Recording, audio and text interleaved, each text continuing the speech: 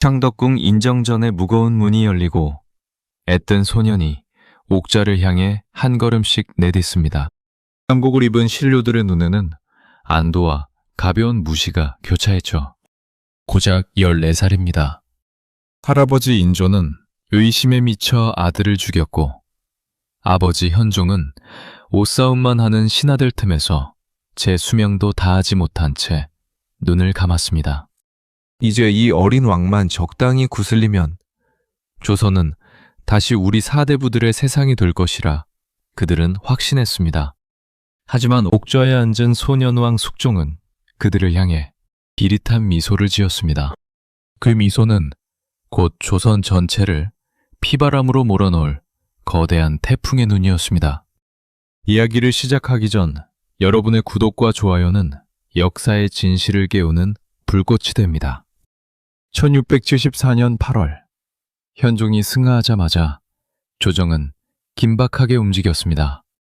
상례를 주관하던 대신들은 당연히 왕대비인 자의 대비의 수렴청정을 건의했죠. 조선의 법도상 어린 왕이 즉위하면 대비가 발을 내리고 대신 정치하는 것이 관례였기 때문입니다. 주염이 허연 노신 허적이 조심스럽게 입을 뗐습니다. 전하, 아직 춘추가 어리시고 정무가 번잡하오니 마땅히 대비마마의 도움을 받으셔야 하옵니다. 이는 선왕들께서도 지켜오신 법도이옵니다. 그때였습니다. 14살 소년. 왕의 입에서 나온 말은 대신들의 귀를 의심케 했습니다. 법도라 하셨습니까? 이 나라의 주인이 누구인지 잊으신 모양이군요. 그 아이는 비록 어리나 종묘 사직에 적통을 이은 왕입니다. 대비마마의 수렴청정은 거두어 주십시오. 과인이 직접 정사를 돌보겠습니다. 숙종의 목소리는 떨림 하나 없이 단호했습니다. 배신들은 서로의 얼굴을 쳐다보며 경악했습니다. 이것은 단순한 고집이 아니었습니다. 조선의 강력한 왕권이 다시 부활했음을 알리는 선전포고였죠. 숙종은 즉위하자마자 영의정 허적을 비롯한 권신들의 힘을 빼앗기 시작했습니다. 그는 알고 있었습니다. 아버지가 그토록 고생했던 예속 논쟁이 결국 신하들이 왕을 자신들의 발 아래 두려 했던 기싸움이었다는 것을 말입니다. 숙종의 성격은 불과 같았습니다. 실록에는 그의 성질을 가리켜 천기, 즉 하늘이 내린 기질이라 기록할 정도로 급하고 날카로웠죠.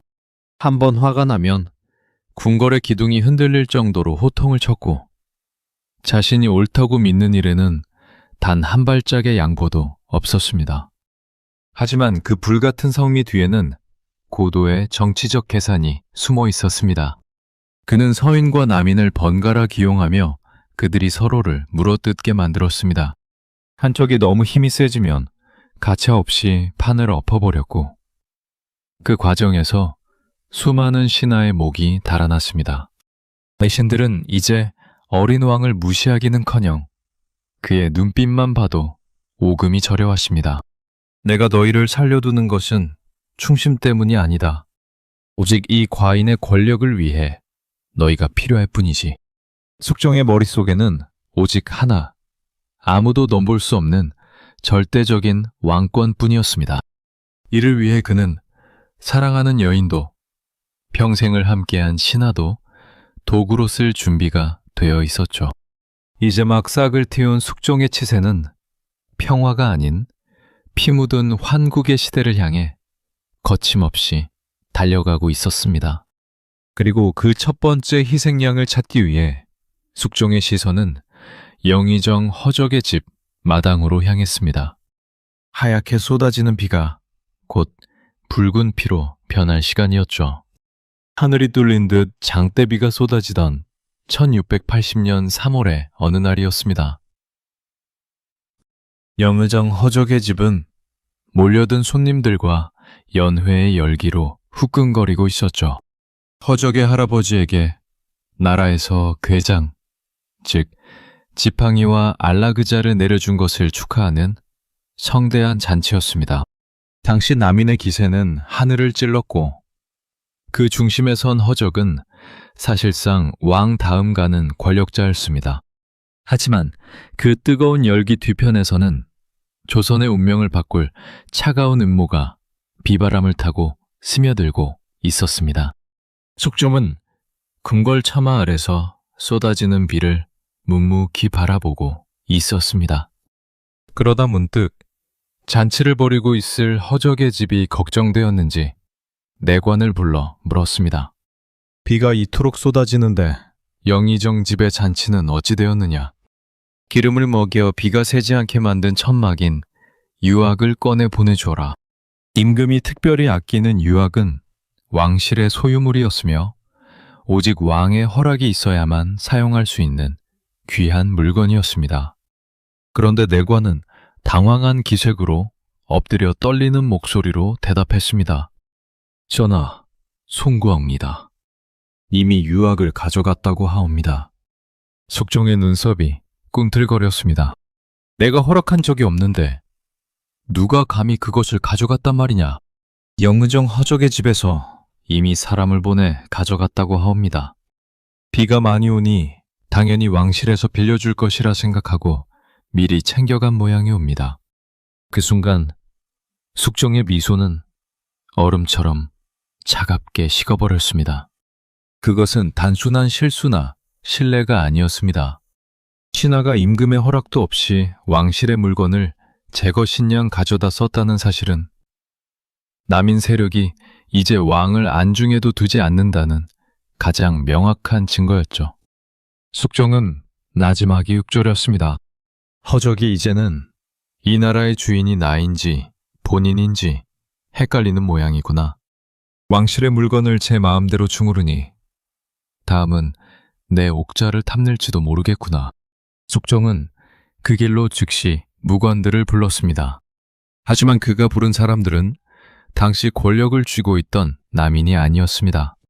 궁궐 밖에서 숨죽이며 기회를 엿보던 서인 세력의 장군들이었죠. 숙종은 하룻밤 사이에 군사 지휘권을 완전히 뒤바꾸어 놓았습니다. 남인들이 잔치 술에 취해 비틀거리던 그 시간, 서인들은 은밀하게 무기를 챙기며 숙종의 명령을 기다리고 있었습니다. 이것이 바로 조선 역사상 가장 전격적인 권력교체라 불리는 경신환국의 시작이었습니다. 다음 날 아침, 잠에서 깬 남인 대신들은 경악을 금치 못했습니다. 궁궐의 수비 병력은 이미 서인들로 채워져 있었고 어제의 동료들이 반역죄로 포박되어 끌려가고 있었기 때문입니다. 허적과 그의 아들 허견은 순식간에 역적으로 몰렸습니다. 허견이 복선군을 왕으로 추대하려 했다는 고변이 터져나오자 숙종은 망설임 없이 칼을 휘둘렀습니다. 남인의 영수 허적에게는 사약이 내려졌고 수많은 남인 학자와 대신들이 유배되거나 처형당했습니다. 어제까지 조정의 주인 노릇을 하던 남인 세력은 단 며칠 만에 뿌리째 뽑혀 나갔습니다. 숙종은 이 냉혹한 숙청을 통해 신하들에게 보여주었습니다. 왕이 한번 등을 돌리면 권력이라는 것은 아침 이슬처럼 사라지는 헛된 것임을 말입니다. 하늘을 찌르던 남인의 통곡 소리가 도성을 가득 메웠습니다. 서인들은 다시 조정의 요직을 차지하며 승리의 술잔을 들었지만 그들 역시 소름 끼치는 공포를 느꼈습니다. 19살의 젊은 왕 숙종이 보여준 그 서늘한 기획력과 결단력은 앞으로 조선이 마주할 시간이 얼마나 피비린내 날지를 예고하고 있었기 때문입니다. 하지만 이 거대한 권력의 교체 속에서 숙종의 마음을 다시 한번 뒤흔들 뜻밖의 변수가 나타납니다. 남인의 몰락과 서인의 부활이라는 정치적 소용돌이 속에서 숙종의 시선은 한 여인의 눈동자에 멈추게 됩니다. 조선을 가장 뜨거운 야망으로 불태울 여인 장희빈의 등장이었습니다. 침전의 깊은 어둠 속에서 오직 촛불만이 일렁이고 있었습니다. 숙종은 옥좌의 무게를 잠시 내려놓은 채 한 여인을 뚫어지게 바라보았죠. 그 시선 끝에는 조선의 역사를 통틀어 실록에 유일하게 빼어난 미모라고 기록된 여인 장옥정이 서 있었습니다. 그녀가 천천히 고개를 들자 촛불에 반사된 눈동자가 밤하늘의 별처럼 빛났습니다. 숙종은 수많은 여인을 보아왔지만 이토록 자신의 심장을 요동치게 만든 존재는 처음이었죠. 왕의 손이 떨리며 그녀의 하얀 턱 끝에 들어올렸습니다. 자네는 내가 무섭지 않은가? 이 나라의 모든 대신이 내 앞에서 숨소리조차 크게 내지 못하는데 어찌 자네는 이리도 당당히 나를 마주보는 것인가? 옥정은 옅은 미소를 지으며 나지막이 답했습니다. 전하께서 무서운 군주이시기 전에 그저 외로운 한 남자로 보였을 뿐입니다. 제 눈에는 권력의 무게에 짓눌린 전하의 고독이 보입니다. 그러니 어찌 제가 눈을 피하겠습니까? 이 대담한 한마디에 숙종의 마음은 완전히 무너져 내렸습니다. 그것은 단순한 유혹이 아니었습니다. 평생을 권력 싸움과 암투 속에서 살아야 했던 왕에게 그녀는 유일하게 자신을 인간으로 대해준 구원이자 안식처였죠. 하지만 이 만남은 조선이라는 거대한 배를 집어삼킬 거대한 소용돌이의 시작이었습니다. 장옥정은 평범한 집안 출신이 아니었습니다. 그녀의 가문은 대대로 역관을 지내며 막대한 부를 쌓은 중인 계급이었죠. 돈은 넘쳐났으나 신분의 벽에 막혀 늘 멸시받던 가문이었습니다. 그녀의 당숙인 장녀는 경신한국으로 몰락한 남인들과 손을 잡고 이 영리하고 아름다운 조카를 궁궐로 밀어넣었습니다. 그녀의 미모를 도구로 삼아 다시 한번 권력의 정점에 서겠다는 남인들의 치밀한 계산이 깔려 있었던 셈입니다. 숙종은 그녀에게 빠져들수록 점점 더 무모해졌습니다. 당시 왕실의 최고 어른이었던 어머니 명성황후는 장옥정의 눈빛에서 범상치 않은 야망을 읽어내고 그녀를 궁궐 밖으로 내쫓았습니다. 저 아이는 단순히 미색을 갖춘 여인이 아니다. 저 눈 속에 담긴 것은 왕의 총애를 넘어 이 나라를 제 발 아래 두려는 도끼다. 당장 전연을 성 밖으로 내치거라. 명성왕후의 서슬퍼런 명령에 옥정은 눈물을 흘리며 궁을 떠나야 했습니다. 하지만 그녀는 알고 있었습니다. 왕의 마음속에 심어놓은 불꽃은 결코 꺼지지 않을 것이라는 사실을 말이죠. 아니나 다를까 숙종은 그녀가 떠난 뒤 식음을 전폐하고 창밖만 바라보았습니다. 서인 대신들이 정략적으로 추천한 중전 인현왕후가 곁에 있었지만 숙종의 마음은 이미 차가운 성벽 너머에 있는 옥정에게 가 있었습니다. 인현왕후는 어진 성품과 덕망을 갖춘 사대부 가문의 전형적인 여인이었습니다. 그녀는 숙종의 마음을 돌려보려 애썼지만 왕의 눈에 비친 중전은 그저 자신을 감시하는 대신들의 대리인일 뿐이었죠. 숙종에게 인현왕후는 지루한 예법이었고 장옥정은 뜨거운 생명력이었습니다. 어머니 명성왕후가 세상을 떠나자마자 숙종은 기다렸다는 듯 옥정을 다시 궁으로 불러들였습니다. 그리고 그녀에게 희빈이라는 첩지를 내리며 조선 최고의 권력을 약속했습니다. 이제 옥정은 더 이상 쫓겨나던 가련한 여인이 아니었습니다. 그녀의 뒤에는 다시 기회를 잡은 남인 세력이 군대처럼 버티고 서 있었고 그녀의 품 안에는 숙종의 뜨거운 총애가 가득했습니다. 하지만 사랑이 권력과 만나는 순간 그것은 더 이상 순수한 감정이 될 수 없었습니다. 장희빈의 치맛자락이 흔들릴 때마다 서인 대신들의 관복은 땀에 젖었고 인현왕후의 침전에는 서늘한 죽음의 그림자가 드리우기 시작했습니다. 숙종은 이제 결단을 내려야 했습니다. 자신의 여인을 지키기 위해 자신을 옥죄는 서인 세력과 조강지처를 통째로 갈아치울 준비를 마친 것입니다. 사란이라는 이름의 광기가 조선의 법도를 부수기 위해 거대한 망치를 내리치기 직전이었습니다. 1688년 10월의 어느 깊은 밤, 창경궁 취선당에서 아기의 울음소리가 천둥처럼 울려 퍼졌습니다.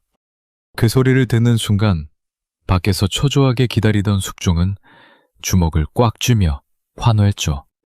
장희빈이 드디어 그토록 기다리던 아들을 낳은 것입니다. 숙종에게는 30이 다 되어 얻은 귀한 첫 아들이었습니다. 왕은 핏덩이 같은 아이를 가슴에 안고 눈물을 글썽이며 외쳤습니다. 이 아이가 바로 나의 후계자다. 이 아이가 이 나라 조선의 운명을 이어나갈 원자다.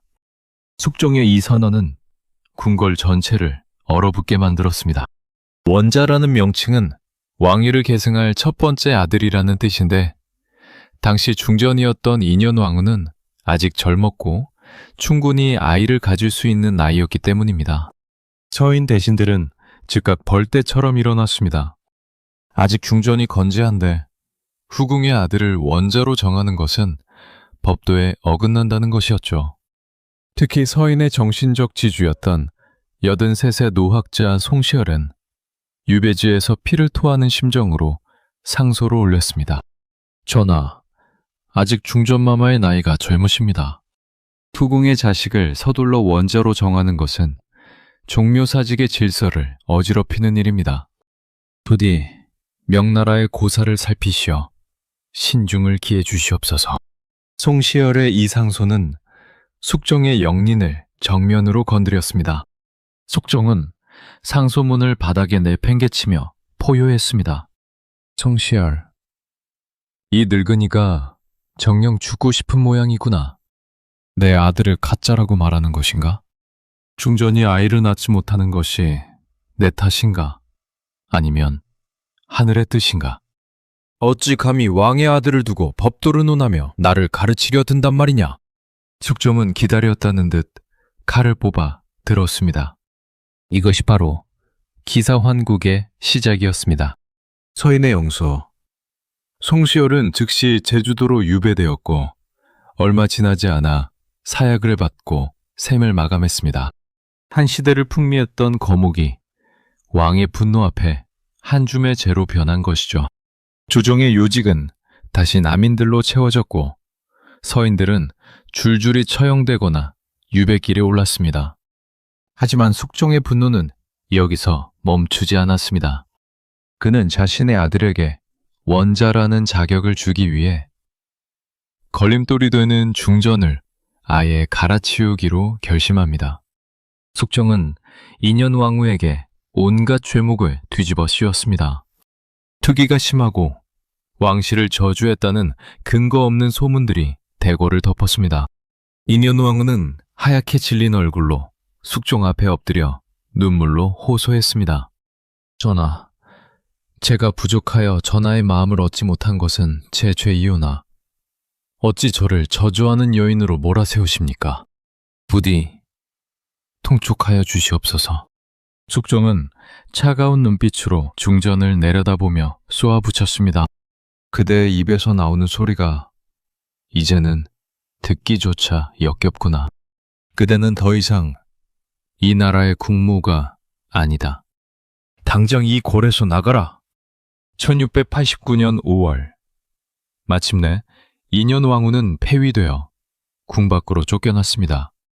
국무의 자리에 있던 여인이 단 한 대의 가마에 몸을 싣고 이름 없는 사가로 향하는 모습은 비참하기 그지없었습니다.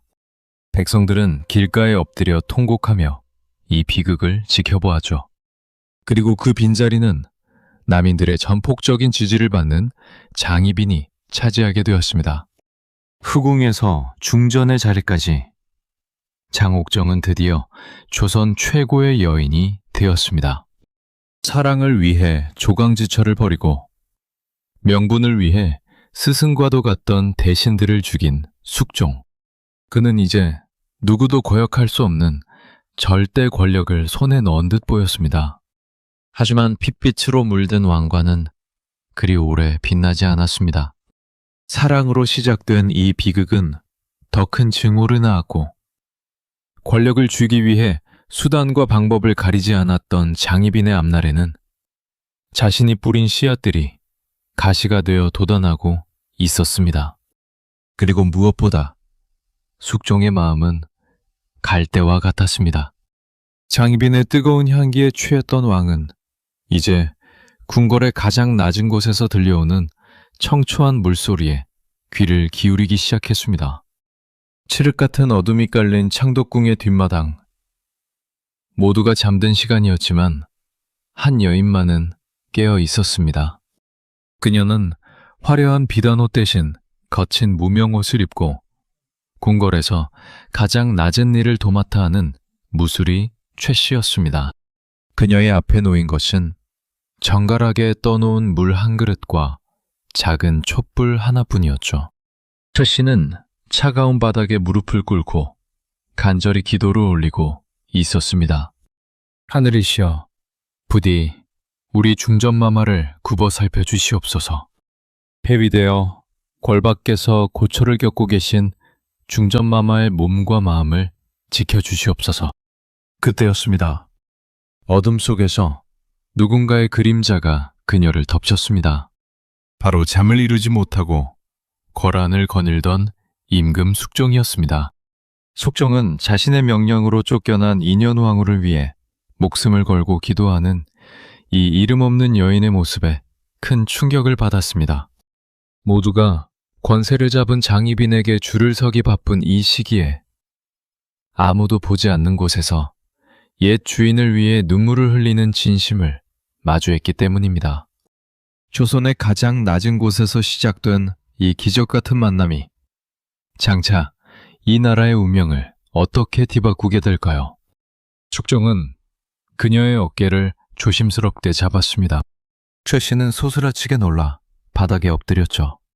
임금을 속이고 궐안에서 사적인 기도를 올리다니.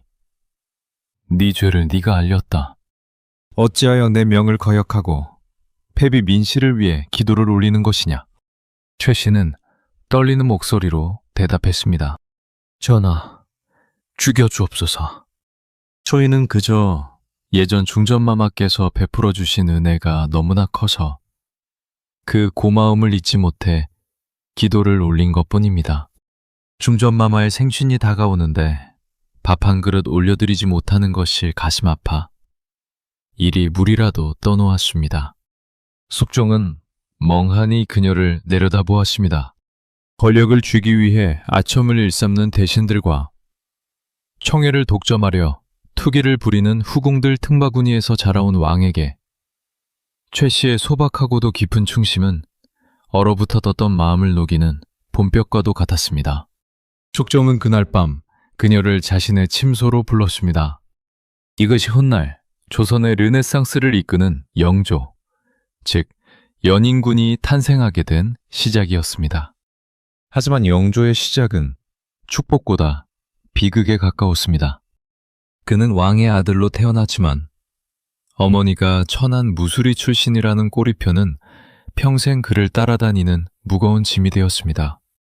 장희빈과 남인 세력은 최 씨의 존재를 눈엣가시처럼 여겼고 그녀가 낳은 아이를 어떻게든 제거하려 눈에 불을 켰습니다. 어린 금, 훗날의 영조는 걸음마를 떼기도 전부터 궁궐의 서늘한 칼바람을 온몸으로 견뎌야 했습니다. 어머니 최 씨는 아들에게 늘 당부했습니다.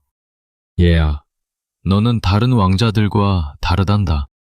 남들보다 더 많이 공부하고 남들보다 더 자신을 낮추어야 한다.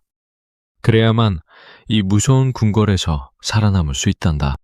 어린 영조는 어머니의 눈물을 보며 자랐습니다. 다른 왕자들이 비단 이불 위에서 재롱을 떨 때 그는 어머니가 겪는 멸시와 천대를 가슴에 새기며 붓을 들었습니다.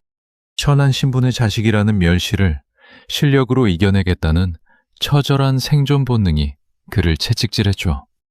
하지만 숙종의 마음이 장희빈에게서 점점 멀어지고 무술이 최 씨에게로 향할수록 궁궐의 암투는 더욱 잔인해졌습니다.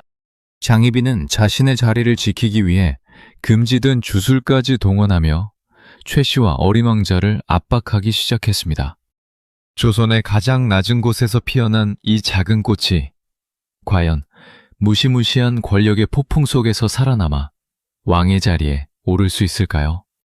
이제 숙종의 변심은 조선을 다시 한번 피비린내 나는 환국으로 몰아넣고 있었습니다. 1694년 4월의 밤은 유난히도 길고 어두웠습니다. 장희빈이 거처하는 취선당에서는 향냄새가 진동했고 그녀의 오라비 장희재를 비롯한 남인 실세들은 비밀스러운 대화를 나누며 승리를 확신하고 있었죠. 하지만 그들이 승리의 술잔을 기울이던 그 시각, 궁궐의 또 다른 방에서는 숙종의 붓끝이 거침없이 종이 위를 달리고 있었습니다. 그것은 사랑의 편지가 아니었습니다. 자신이 그토록 아꼈던 여인과 그녀를 등에 업은 거대 권력을 한순간에 도려내겠다는 서늘한 사형 집행서였습니다.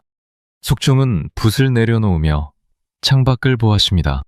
한때는 장희빈의 눈동자에서 조선의 미래를 보려 했던 그였지만 이제 그의 눈에 비친 것은 권력에 취해 눈이 멀어버린 한 여인의 일그러진 야망뿐이었습니다. 반면 폐위되어 좁은 사가에서 거친 밥을 먹으면서도 자신을 원망하지 않았다는 인현왕후의 소식은 왕의 가슴에 지독한 죄책감의 화살이 되어 박혔습니다. 여봐라, 당장 미남과 장희재를 압송하라. 그리고 도성 안팎의 모든 군권을 서인들에게 넘긴다. 한 명이라도 저항하는 자가 있다면 그 자리에서 목을 베어도 좋다. 숙종의 불호령이 떨어지자마자 평온했던 도성은 순식간에 아수라장이 되었습니다. 이것이 바로 조선 정치사의 거대한 반전, 갑술환국이었습니다. 남인의 영수 미남은 잠자리에 들려다 말고 들이닥친 포졸들에게 끌려나갔고 장희재는 동생의 권세가 영원할 줄 알았다가 차가운 바닥에 엎드려 목숨을 구걸해야 했습니다. 장희빈은 소식을 듣고 버선발로 숙종에게 달려왔습니다. 전하, 이 어찌된 일이옵니까? 저와 우리 원자를 생각해서라도 이러실 수는 없사옵니다. 남인들이 무슨 죄를 지었다고 이토록 가혹하게 대하신단 말이옵니까? 숙종은 매몰차게 그녀의 손을 뿌리쳤습니다. 그 입 다물라! 네가 중전의 자리에 앉아있는 동안 이 나라의 기강이 어떻게 무너졌는지 정녕 모른단 말이냐? 내 오라비와 남인들이 내 눈과 귀를 가리고 권력을 휘두를 때 너는 무엇을 했느냐? 너는 다시 희빈의 자리로 돌아가고 이 궐의 주인은 원래의 자리로 돌아올 것이다. 장희빈의 통곡 소리가 취선당을 메웠지만 왕의 결심은 돌처럼 단단했습니다. 숙종은 그 길로 패비민씨, 즉 인현왕후를 다시 궁으로 불러들였습니다. 5년 만에 다시 궐문을 들어서는 인현왕후의 가마 뒤로 백성들은 눈물을 흘리며 환호했습니다. 충전마마, 다시 오실 줄 알았습니다. 하늘이 무심치 않으셨습니다. 인현왕후는 수척해진 모습이었지만 눈빛만은 깊고 맑았습니다. 그녀가 다시 중전의 자리에 앉는 순간 조선의 벅도는 제자리를 찾는 듯 보였습니다. 하지만 이 화려한 귀환 뒤에는 더 무서운 폭풍이 기다리고 있었습니다. 강등당한 장희빈은 이제 슬픔을 넘어 도끼를 품기 시작했고 그녀의 방 안에서는 죽은 자들의 넋을 부르는 기괴한 의식과 저주가 은밀하게 준비되고 있었기 때문입니다. 사랑이 증오로 변했을 때 여인이 어디까지 잔혹해질 수 있는지 조선은 이제껏 본 적 없는 가장 소름 끼치는 광경을 목격할 준비를 하고 있었습니다. 창덕궁의 가장 깊숙한 곳, 장희빈이 머무는 취선당 뒤뜰에서 기괴한 소음이 새어나오고 있었습니다. 땅을 파헤치는 거친 삽질 소리와 누군가의 나직한 주문 소리였죠. 한밤중에 벌어진 이 은밀한 소동은 곧 조선 왕실을 발칵 뒤집어 놓을 거대한 폭로로 이어집니다. 땅 속에서 파낸 것은 놀랍게도 중전 인현왕후의 모습을 본떠 만든 인형과 화살, 그리고 섬뜩한 저주의 글귀들이었습니다. 이것이 정녕 중전의 거처 뒤뜰에서 나온 것이란 말이냐. 숙종의 목소리는 분노로 부르르 떨렸습니다. 인현왕후가 원인 모를 병으로 세상을 떠난 지 얼마 되지 않은 시점이었습니다.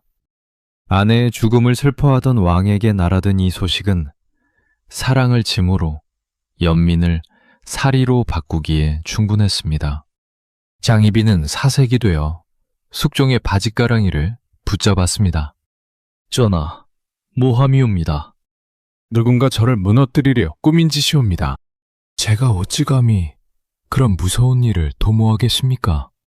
하지만 숙종의 눈은 이미 싸늘하게 식어 있었습니다. 그는 더 이상 장희빈의 눈물에 속을 만큼 어리석지 않았죠. 왕은 차가운 목소리로 최후의 명령을 내렸습니다. 희빈장 씨는 중전을 저주하여 죽음에 이르게 했으니 그 죄를 물어 사약을 내리노라. 이것은 지엄한 국법이며 내 결심은 결코 흔들리지 않을 것이다. 조정이 발칵 뒤집혔습니다. 아무리 죄를 지었다 해도 그녀는 왕위를 이을 세자의 어머니였습니다. 세자가 울부짖으며 숙종의 앞을 가로막았습니다. 아버님, 제발 통촉하여 주시옵소서. 어머니를 살려주십시오. 제가 대신 벌을 받겠습니다. 어린 아들의 절규에도 숙종은 고개를 돌렸습니다. 왕권을 위협하는 요소라면 그것이 비록 자신의 여인이자 아들의 어미일지라도 가차없이 도려내야 한다는 냉혹한 군주의 본능이 앞선 것이죠. 1701년 10월 마침내 취선당 마당에 검붉은 사약 사발이 놓였습니다. 장희빈은 흐트러진 머리카락 사이로 세자를 바라보며 피눈물을 흘렸습니다. 세자야, 이 어미를 잊지 마라. 네가 왕이 되어 이 억울함을 풀어주어야 한다. 그녀는 떨리는 손으로 사발을 들이켰습니다. 한때 조선을 제 발 아래 두었던 여인의 화려한 야망이 고통스러운 신음과 함께 바닥으로 꼬꾸라졌습니다. 찢겨진 어미의 치맛자락을 붙잡고 울부짖는 세자의 모습은 궁궐의 담장을 넘어 도성 전체를 슬픔과 공포로 몰아넣었습니다. 장희빈의 죽음으로 숙종의 환국 정치는 그 정점을 찍었습니다. 하지만 비극은 여기서 끝이 아니었습니다. 어머니의 비참한 죽음을 목격한 소년, 그리고 그 죽음을 명령한 아버지, 이 지독한 상처를 안고 왕위에 올라야 할 세자 앞에는 어머니의 원수들과 아버지가 남긴 가혹한 정치가 기다리고 있었습니다. 조선의 시계는 이제 비운의 왕 경종을 향해, 그리고 그 뒤를 잇는 또 다른 불꽃 영조를 향해 숨가쁘게 돌아가기 시작했습니다. 어린 윤의 손끝이 바르르 떨리고 있었습니다. 눈앞에서 사발을 들이킨 어미가 피를 토하며 쓰러지던 그 순간, 소년의 세상은 시커먼 잿더미로 변해버렸죠. 아버님, 제발 저희 어미를 살려주십시오. 울부짖으며 매달리던 세자의 앞을 가로막은 것은 아버지 숙종의 서늘한 눈빛이었습니다. 그 눈빛은 사랑하는 여인을 죽음으로 몰아넣은 비정한 군주의 선언이었고, 동시에 아들인 자신조차 언제든 버릴 수 있다는 무언의 경고와도 같았습니다. 장희빈이 죽은 뒤 세자 윤의 삶은 거대한 감옥이 되었습니다. 고란의 공기는 어제와 다를 바 없이 평온한 듯 했으나 세자가 발을 내딛는 곳마다 독사 같은 시선들이 따라붙었죠. 서인의 주류인 노론 대신들은 세자를 볼 때마다 죽은 장희빈을 떠올렸습니다. 저 아이가 왕이 된다면 우리 가문은 멸족을 면치 못할 것이다. 그들에게 세자는 보호해야 할 국본이 아니라 반드시 제거해야 할 잠재적인 원수였습니다. 숙종 역시 아들에게서 점점 마음을 멀리했습니다. 사랑했던 장옥정의 얼굴을 쏙 빼닮은 아들을 볼 때마다 자신이 매린 사약의 무게가 떠올랐기 때문일까요? 아니면 이미 영민한 무수리의 아들 연인군에게 마음을 빼앗겼기 때문일까요? 족종은 세자를 투명인간 취급하기 시작했습니다. 공식적인 자리에서도 눈길 한번 주지 않았고 세자가 올리는 문안 인사조차 싸늘한 침묵으로 답했죠. 이 시기에 전해지는 소름 끼치는 야사가 하나가 있습니다. 장희빈이 죽기 직전 마지막으로 아들을 보게 해달라고 애원하여 세자를 만났을 때의 일입니다. 어미는 작별 인사를 나누는 척하며 아들의 하복부를 움켜쥐고 강하게 잡아당겼다고 하죠. 네가 왕이 된들 무엇하겠느냐. 차라리 대가 끊겨 이 지옥 같은 핏줄을 멈추게 하겠다. 이 충격적인 사건 이후 세자유는 평생 아이를 가질 수 없는 몸이 되었다는 야사가 전해질 만큼 그의 몸과 마음은 만신창이가 되었습니다. 기록에 남은 경종의 선품은 한없이 어질고 조용했습니다. 하지만 그것은 선천적인 선품이라기보다 살아남기 위해 선택한 필사의 침묵에 가까웠습니다. 조금이라도 총기를 내비치면 노론의 칼날이 날아오고 조금이라도 감정을 드러내면 아버지의 분노가 쏟아지는 환경. 세자는 밤마다 어둠 속에서 홀로 숨을 죽이며 책을 읽었습니다. 그가 읽은 것은 성현의 가르침이었을까요? 아니면 언젠가 다가올 자신의 최후에 대한 예언이었을까요? 궐 안에서는 이제 대놓고 세자를 교체해야 한다는 목소리가 흘러나왔습니다. 병약하고 자식도 없는 세자 대신 똑똑하고 건강한 연인군을 후계자로 삼아야 한다는 논리였죠. 세자는 자신의 자리가 흔들리는 것을 빤히 보면서도 아무 말도 할 수 없었습니다. 그가 할 수 있는 유일한 저항은 그저 살아남는 것뿐이었습니다. 어미를 죽인 원수들이 득세하는 조정에서 아버지가 자신을 부정하는 궁궐에서 소녀는 그렇게 비운의 왕 경종으로 서서히 시들어가고 있었습니다. 하지만 이 지독한 어둠 속에서도 역사의 수레바퀴는 멈추지 않았습니다. 숙종이 승하하고 세자가 마침내 왕위에 오르는 그날, 조선은 다시 한번 거대한 피바람을 예고하고 있었습니다. 어미의 원수를 갚으려는 소론과 새로운 왕을 부정하려는 노론. 경종의 치세는 시작부터 죽음의 향기가 진동하는 화약고와 같았습니다. 1724년 8월의 어느 무더운 여름날이었습니다. 창경궁의 깊은 침전 안에는 가슴을 짓누르는 듯한 무거운 침묵이 흐르고 있었죠. 비운의 왕 경종은 이미 며칠째 식사도 제대로 하지 못한 채 병상에 누워 거친 숨을 몰아쉬고 있었습니다. 어이들이 바삐 움직이며 탄약을 다렸지만 왕의 기력은 좀처럼 회복되지 않았습니다. 그런데 이때 침소로 의외의 진상품 하나가 올라왔습니다. 그것은 바로 싱싱한 게장과 달콤한 생감이었습니다. 임금의 입맛을 돋우기 위해 동생인 연인군, 즉 훗날의 영조가 직접 준비하여 올린 음식이었습니다. 하지만 이 평범해 보이는 식사가 조선 역사를 뒤흔든 가장 끔찍한 미스터리의 시작이 될 줄은 누구도 짐작하지 못했습니다. 한여름밤의 서늘한 공기 속에서 시작된 이 의문의 죽음을 둘러싼 진실은 무엇일까요? 경종은 연인군이 보낸 게장을 조금 떼어 입에 넣으십니다. 오랫동안 식욕을 잃었던 왕이 모처럼 음식을 입에 대자 주변의 내관들은 안도의 한숨을 내쉬었죠.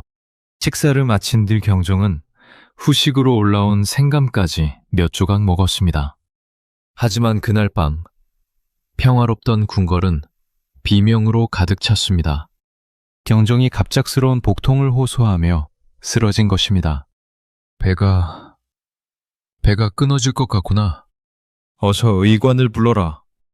왕의 얼굴은 순식간에 흑빛으로 변했고 쉴 새 없이 구토와 설사가 이어졌습니다. 어이들이 달려와 진맥을 짚었지만 상황은 절망적이었습니다. 한의학에서 게장과 감은 절대 같이 먹어서는 안 되는 상극의 음식이었습니다. 산성질의 개와 수렴작용을 하는 감의 타닌 성분이 만나면 소화불량은 물론 심각한 식중독을 일으킬 수 있었기 때문입니다. 특히 이미 기력이 쇠약해질 대로 쇠약해진 경종에게 이 조합은 치명적인 독약이나 다름없었습니다. 조정은 발칵 뒤집혔습니다. 소론 대신들은 연인군을 향해 매서운 눈초리를 보냈습니다. 전하의 몸이 이토록 위중하신데 어찌 상극인 음식을 올렸단 말이냐. 이것은 명백한 의도가 있는 행위가 아니냐. 연인군은 억울함을 호소하며 눈물을 흘렸습니다. 그저 형님의 입맛을 돌리기 위한 진심이었다고 주장했죠. 하지만 경종의 상태는 더욱 악화되었습니다. 설상가상으로 연인군은 어이들의 반대에도 불구하고 인삼과 부자를 달인 약을 왕에게 올리라고 강요했습니다. 인삼은 열을 올리는 약재로 당시 경종의 증상에는 오히려 독이 될 수 있다는 지적이 있었지만 연인군은 단호했습니다. 지금 형님의 맥이 끊어지려 하는데 무엇을 망설이는가? 당장 약을 올리라. 결국 연인군이 직접 올린 약을 마신 경종은 그날 새벽 허망하게 눈을 감았습니다. 주교한 지 고작 4년 만의 일이었습니다. 어머니 장희빈이 사약을 마시고 죽던 날부터 평생을 그늘 속에서 숨죽여 살았던 비운의 왕은 그렇게 마지막 순간까지도 의문의 음식과 약에 의해 생을 마감했습니다. 궁궐 담장 밖으로는 무서운 소문이 퍼져나갔습니다. 연인군이 자신의 왕위를 앞당기기 위해 형을 독살했다는 이야기가 백성들의 입에서 입으로 전달되었죠. 소론 대신들은 복수의 칼날을 갈았고 연인군은 왕위에 오르기도 전부터 형을 죽인 살인자라는 꼬리표를 달게 되었습니다. 게장과 생감은 단순한 음식이 아니라 한 사람을 왕으로 만들고 한 사람을 무덤으로 보낸 가장 잔인한 정치적 도구가 되어버렸습니다. 이제 조선은 형을 죽였다는 의혹을 받는 왕 영조의 시대로 접어들고 있었습니다. 그가 평생을 싸워야 했던 정통성 논란과 컴플렉스의 서막이 이렇게 피비린내 나게 열리고 있었습니다. 1724년 9월 창덕궁 인정전에서 거행된 즉위식은 여느 때와 달리 서늘한 정적만이 감돌고 있었습니다. 왕관을 쓰고 옥좌에 오른 영조의 눈앞에는 하얀 상복을 입은 수백 명의 신하들이 엎드려 있었죠. 겉으로는 새로운 임금의 탄생을 축하하는 듯 보였으나 영조는 그들의 등 뒤에서 새어나오는 차가운 냉기를 느끼고 있었습니다. 신하들의 낮은 흐느낌 소리는 죽은 경종을 향한 애도가 아니라 옥좌에 앉은 임금을 향한 소리 없는 저항이었습니다. 게장과 생감을 바친 자가 누구인가? 형님을 죽이고 왕위를 찬탈한 자가 바로 저 자리에 앉아있다. 환청처럼 들려오는 저작거리의 수근거림이 영조의 귓가를 때렸습니다. 그는 옥좌의 팔걸이를 꽉 움켜쥐었습니다. 손바닥에는 축축한 땀이 배어나왔죠. 영조는 이제 조선의 태양이라 불리는 왕이 되었지만 그가 앉은 자리는 화려한 보석이 박힌 의자가 아니라 날카로운 칼날이 솟아있는 가시방석이었습니다. 영조는 즉위 직후부터 지독한 열등감과 공포에 시달렸습니다. 무수리의 아들이라는 천한 출신 성부는 평생을 따라다닌 꼬리표였고 이제는 형을 독살했다는 살인자의 낙인까지 가슴에 새겨졌습니다. 집무실인 희정당에 앉아있을 때도 그는 문 밖의 작은 발소리 하나에 소스라치게 놀라며 칼자루를 만지작거렸습니다. 과인이 정녕 형님을 죽였다고 생각하는가? 내가 올린 것은 형님의 건강을 염려한 정성이었단 말이다. 어찌하여 아무도 내 진심을 믿어주지 않는 것이냐? 밤늦게 홀로 남은 영조는 허공을 향해 절규했습니다. 하지만 그에게 돌아오는 대답은 궁궐 담장을 타고 넘어오는 소론 대신들의 서슬퍼런 눈빛뿐이었죠. 당시 조정을 장악하고 있던 소론 세력은 영조를 왕으로 인정하지 않았습니다. 그들에게 영조는 경종의 원수이자 노론이 억지로 세운 꼭두각시에 불과했습니다. 영조가 무슨 정책을 내놓아도 신하들은 냉소적인 태도로 일관했습니다. 전하, 예법을 지키시옵소서. 형님을 보낸 지 얼마 되지 않아 이리 서두르시는 것은 도리가 아니옵니다. 말은 예법이었지만 속뜻은 명확했습니다. 당신은 자격이 없으니 아무것도 하지 말고 숨죽여 지내라는 경고였죠. 영조는 매일 아침 거울 속에 비친 자신의 얼굴을 보며 몸서리를 쳤습니다. 어머니 최 씨를 닮은 자신의 얼굴 위로 피를 토하며 쓰러졌던 경종의 창백한 모습이 겹쳐 보였기 때문입니다. 그는 결벽증에 가까울 정도로 자신을 몰아세우기 시작했습니다. 신하들에게 조금이라도 빈틈을 보이지 않기 위해 밤을 새워 유교 경전을 외웠고 수라상도 간소하게 차리며 금욕적인 생활을 고집했습니다. 그것은 왕으로서의 성실함이 아니라 살인자라는 오명에서 벗어나기 위한 처절한 몸부림이었습니다. 하지만 영조의 이런 노력에도 불구하고 도성 곳곳에는 괴서, 즉 왕을 비방하는 벽보가 나붙기 시작했습니다. 진짜 왕은 죽었고 가짜 왕이 옥자를 훔쳤다. 하늘이 노하여 곧 조선에 피바람이 불 것이다. 영조는 그 벽보를 직접 읽으며 온몸을 부르르 떨었습니다. 공포는 이제 분노로 변하고 있었습니다. 자신을 부정하는 세력들을 쓸어버리지 않으면 자신이 먼저 죽을 것이라는 생존 본능이 왕의 심장을 차갑게 식혔습니다. 탕평이라는 거창한 이름 뒤에 숨겨진 영조의 진짜 속내. 그것은 바로 살기 위한 전쟁이었습니다. 그리고 그 전쟁은 머지않아 조선 땅을 피로 물들일 거대한 반란을 불씨로 타오르게 됩니다. 영조는 이제 가시방석에서 일어나 자신을 향해 칼을 겨누는 세상을 향해 먼저 칼을 뽑아들 준비를 마쳤습니다. 반란군이 청주성을 점령했습니다. 전하, 적들이 이미 도성을 향해 진격하고 있어옵니다. 1728년 3월 평화롭던 창덕궁의 아침은 전령의 처절한 비명으로 깨어졌습니다. 조선 전역을 피로 물들인 대규모 반란, 바로 이인좌의 난이 터진 것이죠. 반란군의 깃발에는 소름 끼치는 문구가 적혀 있었습니다.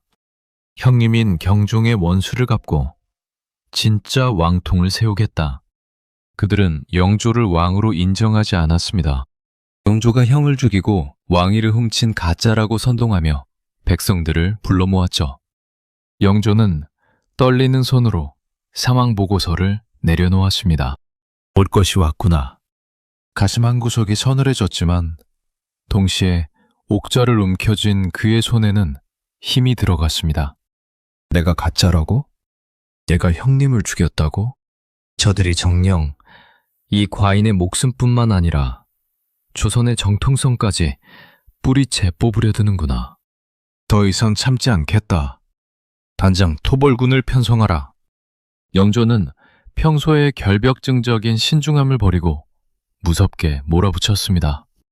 그는 소론 세력이 주축이 된 반란군을 진압하기 위해 역설적으로 온건 소론인 오명항을 토벌사로 임명했습니다. 너희의 적은 내부에 있다는 것을 보여주려는 고도의 심리전이었죠. 오명항은 영조의 기대에 부응하여 안성에서 반란군을 격파했습니다. 반란의 주동자 이인좌가 압송되어 영조 앞에 무릎을 꿇었을 때 영조의 눈은 분노로 이글거리고 있었습니다. 너는 어찌하여 나라를 배반하고 백성들을 도탄에 빠뜨렸느냐? 정녕 죽음이 두렵지 않았단 말이냐? 이인좌는 고개를 빳빳이 들고 마지막 순간까지 영조를 노려보았습니다. 나는 나라를 배반한 것이 아니라 형을 죽인 불의한 왕을 치료했을 뿐이다.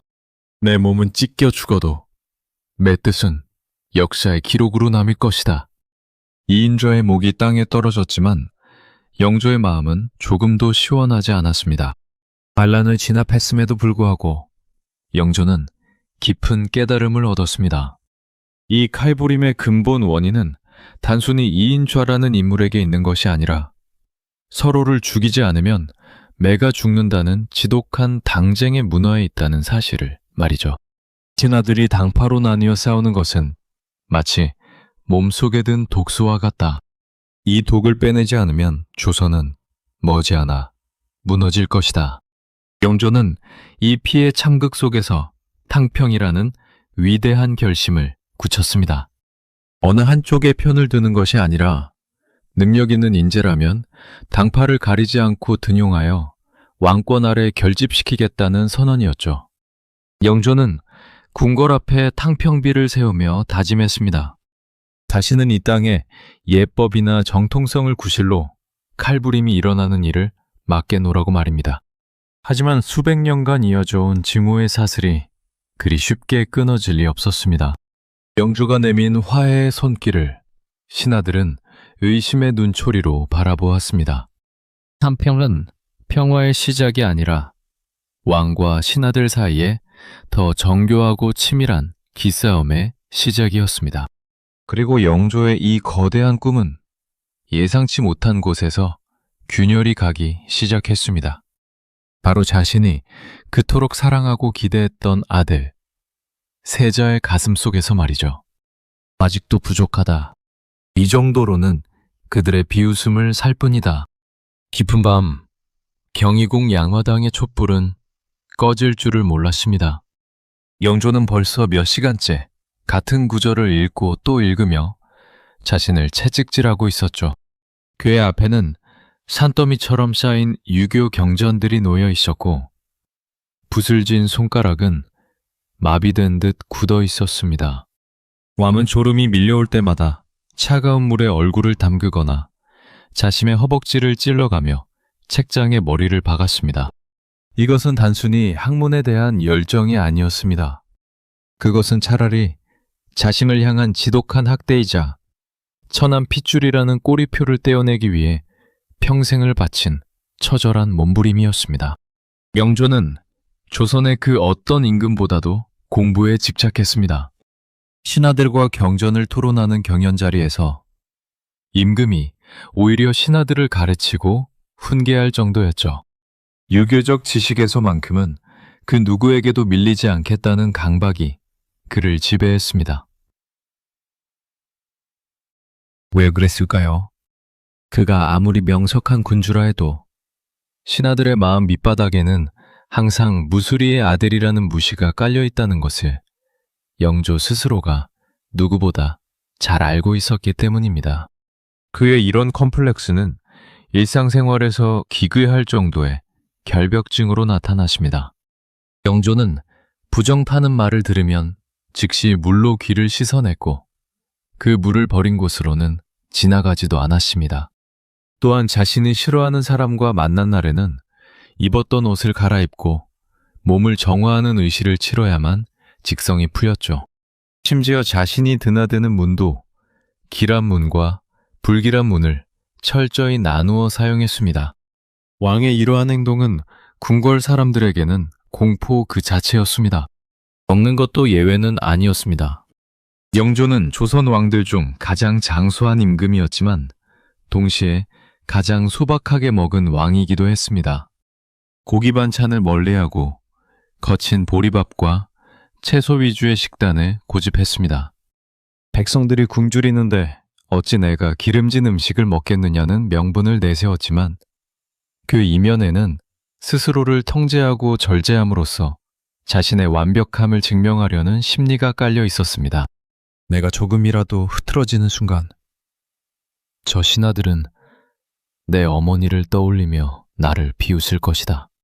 영조의 머릿속에는 늘 이 생각이 떠나지 않았습니다. 그래서 그는 자신에게만 엄격한 것이 아니라 주변의 모든 사람에게도 똑같은 완벽함을 요구했습니다. 신하들은 왕의 눈치를 보느라 숨이 막힐 지경이었고 궁녀들은 왕의 기괴한 습관에 맞추느라 밤낮으로 고통받았습니다. 영조는 탕평을 통해 정치를 안정시키려 했지만 정작 자신의 마음속에 깃든 불안과 광기는 다스리지 못했습니다.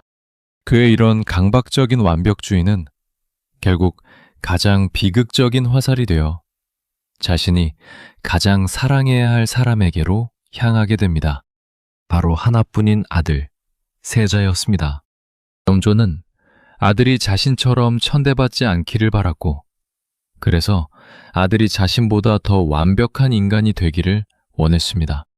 하지만 그 지나친 기대와 집착은 서서히 아들의 영혼을 갉아먹기 시작했습니다. 완벽을 꿈꿨던 군주의 광기가 조선 역사상 가장 처참한 부자 간의 전쟁을 예고하고 있었던 것이죠. 아들을 향해 쏟아지는 영조의 서슬퍼런 꾸짖음은 이제 교육을 넘어선 폭력이 되어가고 있었습니다. 세자는 아버지의 기침 소리만 들어도 온몸을 사시나무 떨듯 떨기 시작했습니다. 조선의 르네상스를 준비하던 영조의 화려한 통치 이면에는 이처럼 뒤틀린 컴플렉스가 낳은 거대한 어둠이 아리를 틀고 있었습니다. 원자 아기씨입니다. 전하, 원자 아기씨께서 감탄하셨습니다. 그 소식을 듣는 순간 영조는 신발도 신지 않은 채 방 밖으로 뛰쳐나왔습니다. 40을 넘긴 나이, 첫째 아들을 잃고 7년을 가슴 졸이며 기다려온 끝에 얻은 귀한 아들이었습니다. 축종의 뒤를 이어 정통성 문제로 평생을 시달렸던 영조에게 이 아이는 단순히 아들이 아니라 자신의 왕위를 완벽하게 완성해줄 마지막 퍼즐 조각과도 같았죠. 아기의 울음소리가 창경궁 지포컨의 담장을 넘어 도성 전체로 퍼져나갔고, 영조는 피덩이 같은 아기를 품에 안으며 뜨거운 눈물을 흘렸습니다. 천지신명이 조선을 도우셨구나. 내게 이토록 귀한 보배를 내려주시다니.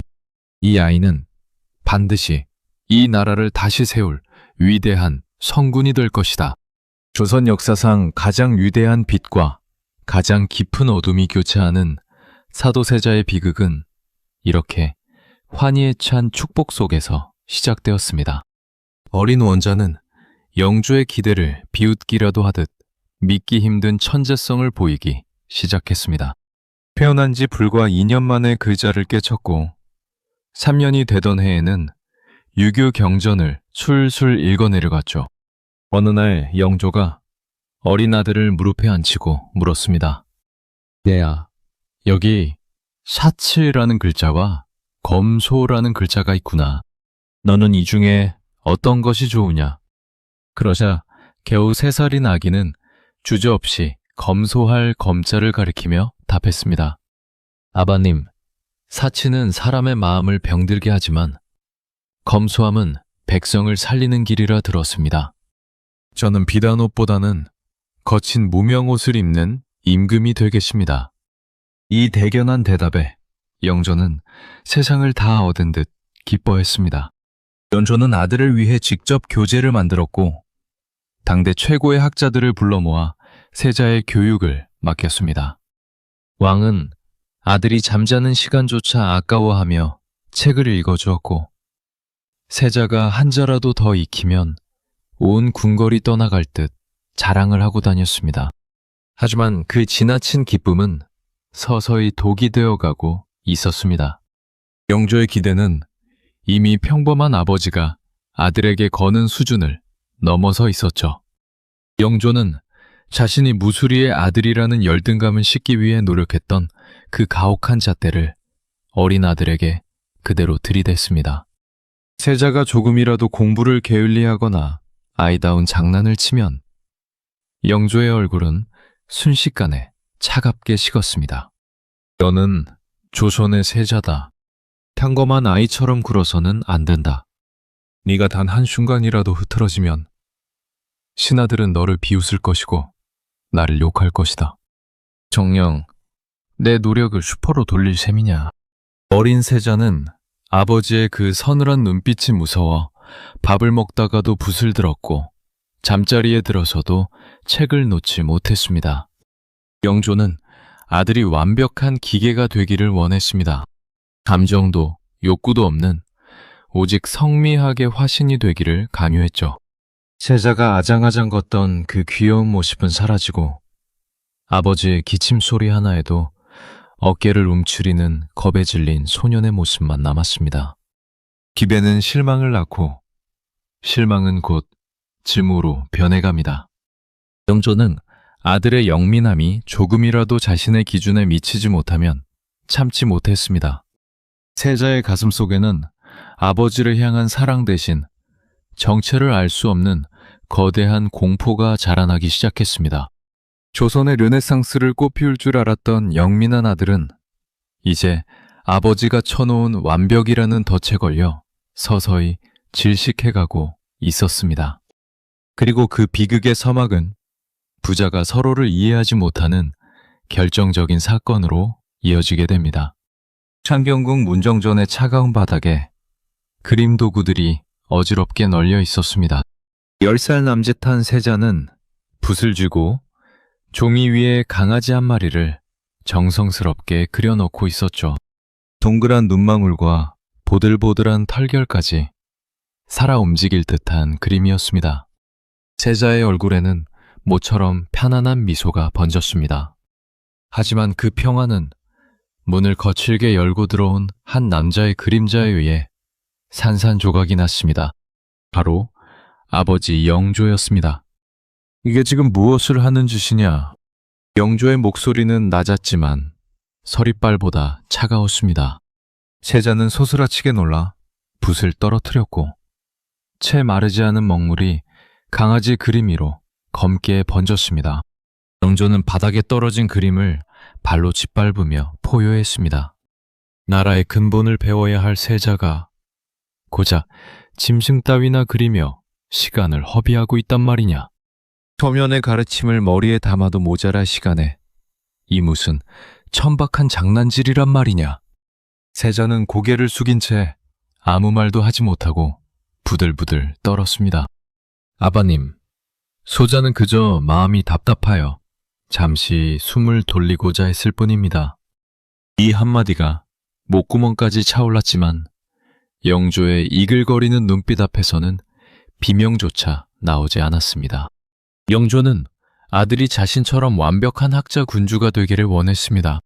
자신이 천한 신분의 아들이라는 조롱을 이겨내기 위해 밤낮으로 책과 씨름했던 그 가혹한 삶을 아들에게도 그대로 강요했죠. 영조에게 학문은 생존이었고 권력이었으며 자신을 증명하는 유일한 수단이었습니다.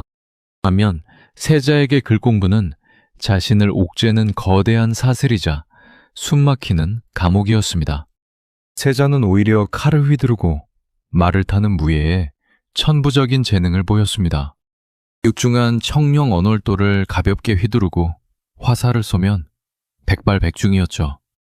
하지만 영조는 아들의 그런 모습을 볼 때마다 눈살을 찌푸렸습니다.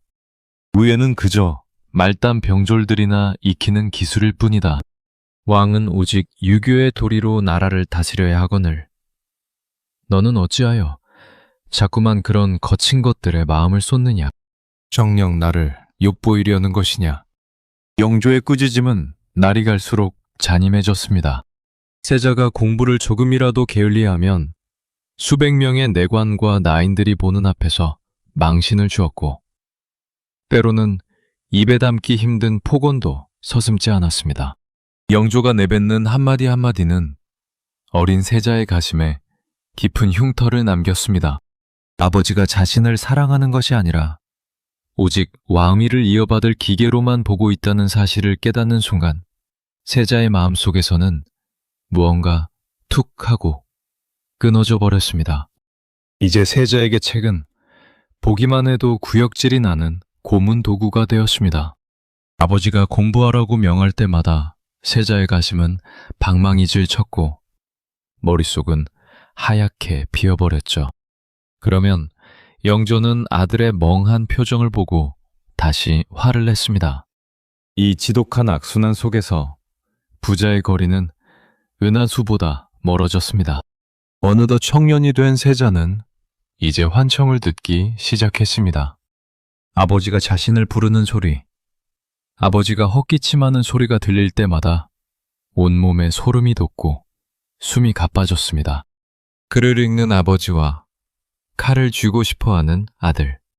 두 사람의 엇갈린 운명은 이제 돌이킬 수 없는 파국을 향해 서서히 발을 내딛고 있었습니다. 그리고 그 비극의 한가운데에는 아들을 향한 영조의 뒤틀린 기대가 만들어낸 거대한 어둠이 도사리고 있었습니다. 우르릉 쾅쾅. 마른 하늘에 날벼락이 치던 어느 여름날 오후였습니다. 창경궁 경춘전의 깊은 방 안에서 세자는 이불을 머리끝까지 뒤집어 쓴 채 온몸을 사시나무 떨듯 떨고 있었습니다. 신하들이 괜찮으시냐며 이불을 거두려 했지만 세자는 비명을 지르며 거부했죠. 세자에게 천둥 소리는 단순한 자연 현상이 아니었습니다. 그것은 자신을 꾸짖는 아버지 영조의 호통 소리였고 언제든 자신을 내칠 준비가 된 하늘의 경고였습니다. 세자는 중얼거렸습니다. 무섭구나. 정말 무서워. 저 소리는 아바님이 나를 부르는 소리다. 내가 또 무엇을 잘못했기에 하늘이 저토록 노발대발하시는가. 세자의 정신은 이미 돌이킬 수 없을 만큼 망가져 있었습니다. 그 비극의 중심에는 아버지 영조의 기괴한 결벽증이 있었습니다. 영조는 자신이 싫어하는 말을 들으면 반드시 귀를 씻어냈고 그 씻어낸 물을 버린 쪽으로는 절대로 고개도 돌리지 않았습니다. 그리고 영조에게 가장 부정하고 싫은 존재는 아이러니하게도 자신의 기배를 저버린 아들 세자였습니다. 영조는 세자를 만나고 나면 반드시 귀를 씻었고 세자가 드나드는 문은 따로 정해두어 자신은 절대로 그 문을 쓰지 않았습니다. 이러한 모욕이 반복되면서 세자의 마음속에는 거대한 공포의 성이 쌓였습니다. 세자는 아버지의 기침 소리만 들려도 심장이 멎는 것 같은 통증을 느꼈습니다. 아버지가 계신 쪽을 바라보는 것조차 힘겨워했고 아버지를 만나러 가야 하는 날이면 극심한 공포에 시달리며 실성한 사람처럼 날뛰었죠. 그 광기가 가장 기괴하게 드러난 것이 바로 의대병이었습니다. 세자는 옷을 입는 것을 극도로 두려워했습니다. 옷을 입는다는 것은 곧 아버지를 만나러 가야 한다는 신호였기 때문입니다. 세자는 한 벌의 옷을 입기 위해 수십 벌의 옷을 찢어발겼고 옷을 입혀주는 궁녀들이 조금이라도 실수를 하면 칼을 휘둘러 그들을 죽였습니다. 옷을 입히는 과정 자체가 세자에게는 죽음보다 더한 고문이었던 셈입니다. 한중록의 기록에 따르면 세자는 옷을 입다가 갑자기 넋을 잃고 한 곳을 응시하거나 허공을 향해 누군가와 대화하듯 중얼거렸다고 합니다. 아바님, 잘못했습니다. 다시는 그러지 않겠습니다. 제발 그만하십시오. 아무도 없는 방 안에서 세자는 이미 존재하지 않는 아버지의 환영과 싸우고 있었습니다. 영조는 아들의 이런 병색을 보고 위로하기는커녕 더욱 혀를 찼습니다. 내 아들이 저토록 나약하고 미쳐버리다니. 이것은 조상님들께 얼굴을 들 수 없는 망신이다.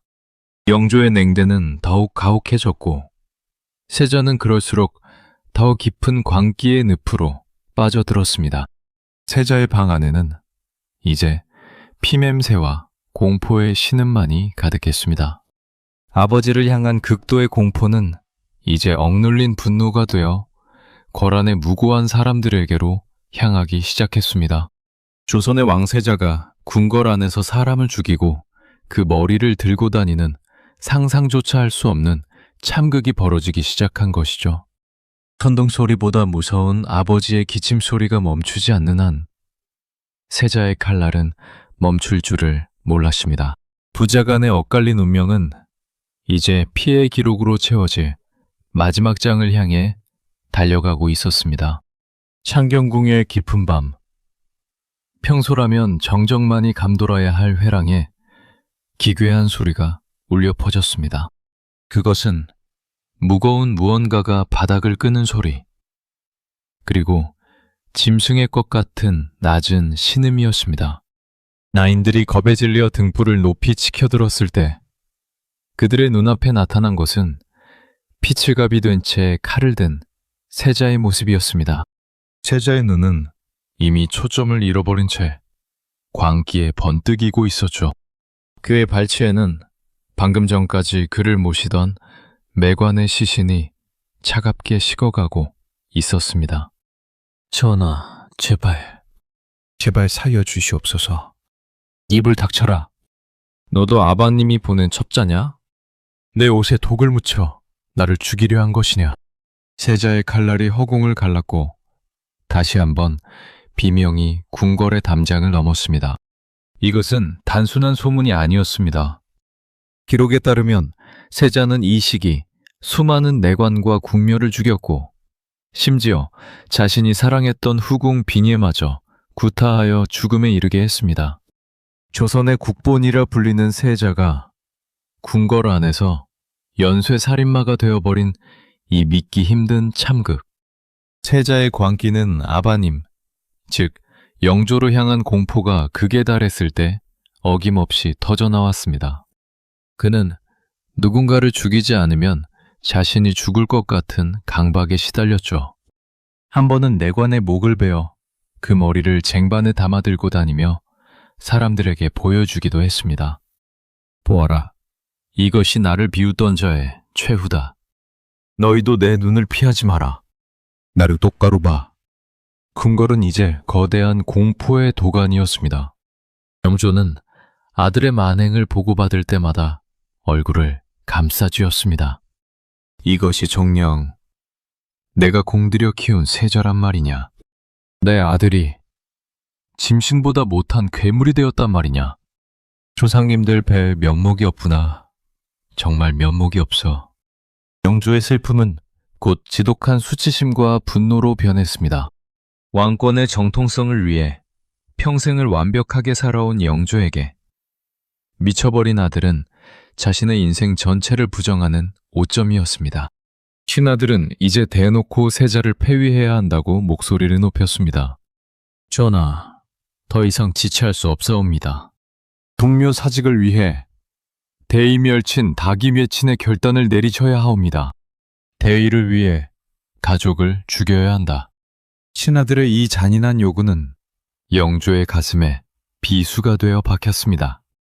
세자는 이제 통제불능의 괴물이 되어버렸고 영조는 선택의 기로에 섰습니다. 아들을 살려 조선을 무너뜨릴 것인가? 아니면 아들을 죽여 조선을 지킬 것인가?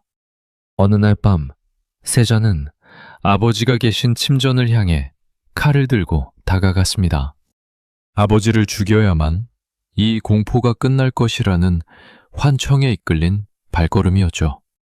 하지만 그는 문턱을 넘지 못한 채 주저앉아 통곡했습니다. 아바님, 왜 저를 이토록 만드셨습니까? 왜 저를 사랑해주지 않으셨습니까? 부자간의 천류는 이미 피로 물들어 끊어져 있었습니다. 이제 남은 것은 단 하나. 조선 역사상 가장 잔인하고 처참한 마침표뿐이었습니다. 영조는 서서히 칼자루를 쥐었습니다. 아들을 향한 마지막 교육은 역설적이게도 아들의 숨통을 끊는 일이었습니다. 1762년 윤 5월 13일의 태양은 창덕궁 휘령전의 마당을 하얗게 태워버릴 듯이 내리쬐고 있었습니다. 지독한 무더위 속에서 매미들이 자지러지게 울어대던 그날 오후, 칠순을 앞둔 노왕 영조가 칼을 빼들고 휘령전으로 들어섰습니다. 왕의 눈은 핏발이 서 있었고 입술은 분노로 파르르 떨리고 있었죠. 그 앞에는 속옷 차림으로 엎드린 채 사시나무 떨듯 떠는 한 남자가 있었습니다. 바로 조선의 왕세자이자 영조의 외아들 사도세자였습니다. 아바님, 살려주십시오. 제가 잘못했습니다. 이제 다시는 그러지 않겠습니다. 세자는 바닥에 머리를 찌으며 울부짖었습니다. 이마에서는 붉은 피가 흘러내려 하얀 옷을 적셨지만 영조의 표정에는 단 한 점의 자비도 없었습니다. 영조는 세자를 향해 칼끝을 겨누며 천둥 같은 호통을 매질렀습니다. 네가 죽어야 이 나라 종묘사직이 살고 네 아들이 산다. 네가 어찌 감히 임금을 죽이려 모의하고 궁궐을 피바람으로 물들였단 말이냐. 당장 물러가 자결하라. 세자는 통곡하며 칼을 목에 대려 했지만 주변의 신하들이 울며 가로막았습니다. 그 아수라장 속에서 영조의 명령은 더욱 잔인하게 변해갔죠. 왕은 군사들을 시켜 마당 한가운데 커다란 뒤주 하나를 가져오게 했습니다. 쌀을 담아두는 그 육중한 나무 상자가 세자의 앞에 놓이는 순간 현장에 있던 모든 이의 숨이 멎었습니다. 저 뒤주 안으로 들어가라. 그것이 네가 속죄할 수 있는 유일한 길이다. 전하, 제발 통촉하여 주시옵소서. 세자 저하를 뒤주에 가두다니요. 이는 전무후무한 일입니다. 신하들이 땅에 엎드려 통곡하며 왕의 옷소매를 붙잡았지만 영조는 그들을 발로 차버렸습니다. 세자는 마지막 힘을 다해 아버지의 바짓가랑이를 붙잡고 매달렸습니다. 아버님, 제가 죽으면 남겨진 제 자식은 어찌합니까? 제발 살려만 주십시오. 산속에 들어가 평생 나오지 않고 살겠습니다. 하지만 영조는 싸늘하게 세자의 손을 뿌리쳤습니다. 결국 세자는 군사들의 손에 이끌려 어두운 뒤주 속으로 몸을 구겼습니다. 쾅하는 소리와 함께 뒤주의 뚜껑이 닫혔습니다. 그리고 그 위로 커다란 자물쇠가 채워졌고 다시는 열리지 못하도록 굵은 밧줄이 칭칭 감겼습니다. 뒤주 안에서는 세자의 절규가 터져나왔습니다. 아버님, 숨이 막힙니다. 너무 덥습니다. 살려주십시오. 하지만 영조는 뒤주 위에 직접 풀더미를 얹으며 소리가 밖으로 나오지 못하게 막았습니다. 이 참혹한 비극의 중심에는 영조의 지독한 결벽증과 정치적 계산이 복잡하게 얽혀 있었습니다. 영조는 아들을 죽여야만 했던 명분을 대의멸친, 즉 큰 의리를 위해 친족을 멸한다는 말로 정당화했습니다. 만약 세자를 영무죄로 처벌한다면 그 아들인 세손, 훗날의 정조까지 역적의 자식이 되어 왕위에 오를 수 없게 되기 때문이었습니다. 영조는 자신의 손으로 아들을 죽임으로써 손자의 정통성을 지키려 했던 것입니다. 하지만 그 방법은 인간으로서 차마 상상조차 할 수 없는 잔인한 것이었습니다. 한여름에 뙤약볕 아래 놓인 뒤주는 거대한 가마솥이나 다름없었습니다. 그 안에서 세자가 겪어야 했을 공포와 고통은 그 어떤 지옥보다 참혹했을 것입니다. 희령전 마당에 모인 신하들은 고개를 들지 못한 채 소리 죽여 울었고 궁궐의 담장 밖으로는 차마 입에 담지 못할 비극의 소문이 퍼져나갔습니다. 왕은 뒤주 옆에 군사들을 배치하여 누구도 물 한 모금 건네지 못하게 엄명을 내렸습니다. 세자의 부인 해경궁 홍씨는 먼 발치에서 뒤주를 바라보며 가슴을 쥐어뜯었지만 시아버지 영조의 서슬퍼런 명령 앞에 아무것도 할 수 없었습니다. 어린 세손은 할아버지 영조 앞에 엎드려 아버지를 살려달라고 애원했지만 영조는 어린 손자를 끌어내어 방 안에 가두어 버렸습니다. 조선 역사상 가장 비극적인 8일간의 기록은 이렇게 시작되었습니다. 아들을 뒤주에 가둔 아버지는 매일 아침 뒤주 옆을 지나며 세자의 생사를 확인했고 뒤주 안의 아들은 서서히 꺼져가는 생명의 불꽃을 붙잡으며 아버지를 불렀습니다. 휘령전 마당에는 오직 뜨거운 햇살과 세자의 잦아드는 신음만이 감돌고 있었습니다. 권력을 위해 천륜을 저버린 군주와 아버지의 기대를 견디지 못하고 무너져 내린 아들. 두 사람의 엇갈린 운명은 이제 돌이킬 수 없는 죽음의 문턱을 넘어서고 있었습니다. 드르륵, 드르륵. 좁고 어두운 뒤주 안에서 손톱이 나무 벽을 긁는 소리가 사흘째 이어지고 있었습니다. 한여름의 뙤약볕은 뒤주를 벌겋게 달구었고 그 안의 공기는 이미 숨을 쉬기조차 힘들 만큼 뜨거웠죠. 처음 며칠간은 아바님을 부르며 살려달라 울부짖던 목소리도 이제는 미세한 신음으로 변해 있었습니다. 뒤주주 틈새로 스며드는 한 줄기 빛조차 저주스러웠을 그 8일간의 기록은 조선 왕실 역사상 가장 잔인하고 슬픈 풍경이었습니다. 사흘째 되던 날, 세전은 극한의 갈증을 견디지 못하고 자신의 소변을 받아 마시며 생명의 끈을 놓지 않으려 애썼습니다. 하지만 영조는 뒤주 곁에 군사를 세워 물 한 모금 들어가지 못하게 철저히 막았습니다. 신하들이 울며 통곡해도 왕의 결심은 요지부동이었죠. 영조는 매일 아침 뒤주 앞에 서서 나직하게 물었습니다. 아직 살아있느냐? 네가 정녕 죽어야만 이 나라의 법도가 바로 선다는 것을 모르겠느냐? 뒤주 안에서 돌아온 것은 대답 대신 힘없는 긁힘 소리뿐이었습니다. 닷새째가 되자 소리는 잦아들었고 일회째 되던 날에는 지독한 정적만이 휘령전 마당을 감돌았습니다. 그리고 1762년 윤 5월 21일 뒤주의 자물쇠가 풀리고 뚜껑이 열렸습니다. 그곳에는 이미 차갑게 식어버린 한때 조선의 희망이라 불렸던 세자의 처참한 시신이 놓여 있었습니다. 세자의 죽음이 확인되는 순간 영조는 그 자리에 주저앉아 통곡했습니다. 아들을 죽인 냉혹한 군주가 아니라 자식을 잃은 늙은 아비의 눈물이었습니다. 영조는 죽은 아들에게 사도라는 시호를 내렸습니다. 생각할 사에 슬퍼할 도 아들을 죽음으로 몰아넣은 자신의 행동을 후회하며 평생 그 죽음을 생각하고 슬퍼하겠다는 의미였죠. 내가 어찌 너를 죽이고 싶었겠느냐. 너를 이토록 만든 것은 너의 광증이 아니라 나의 지나친 욕심이었구나. 사도야, 부디 저 세상에서는 무거운 옥좌의 짐을 벗고 편히 쉬거라. 하지만 영조의 눈물은 너무 늦은 것이었습니다. 사도세자의 비극은 단순히 부자 간의 천륜이 끊긴 것으로 끝나지 않았습니다. 이 참혹한 사건은 조정을 거대한 두 소용돌이로 갈라놓았습니다. 세자의 죽음을 당연하게 여기며 왕권의 정통성을 강조했던 이들은 벽파가 되었고 세자의 죽음을 가슴 아파하며 그의 아들인 세손을 보호하려 했던 이들은 시파가 되었습니다.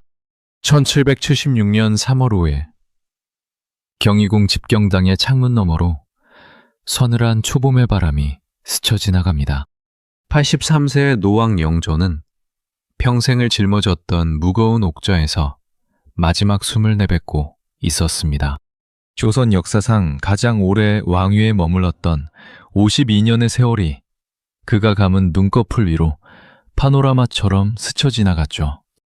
그는 마지막 순간까지도 세손 정조의 손을 꼭 쥐고 나직하게 읊조렸습니다. 세손아, 백성을 사랑하라. 그것만이 너가 살 길이고 이 나라가 살 길이다. 내가 못다 이룬 탕평의 꿈을 네가 완성해야 한다.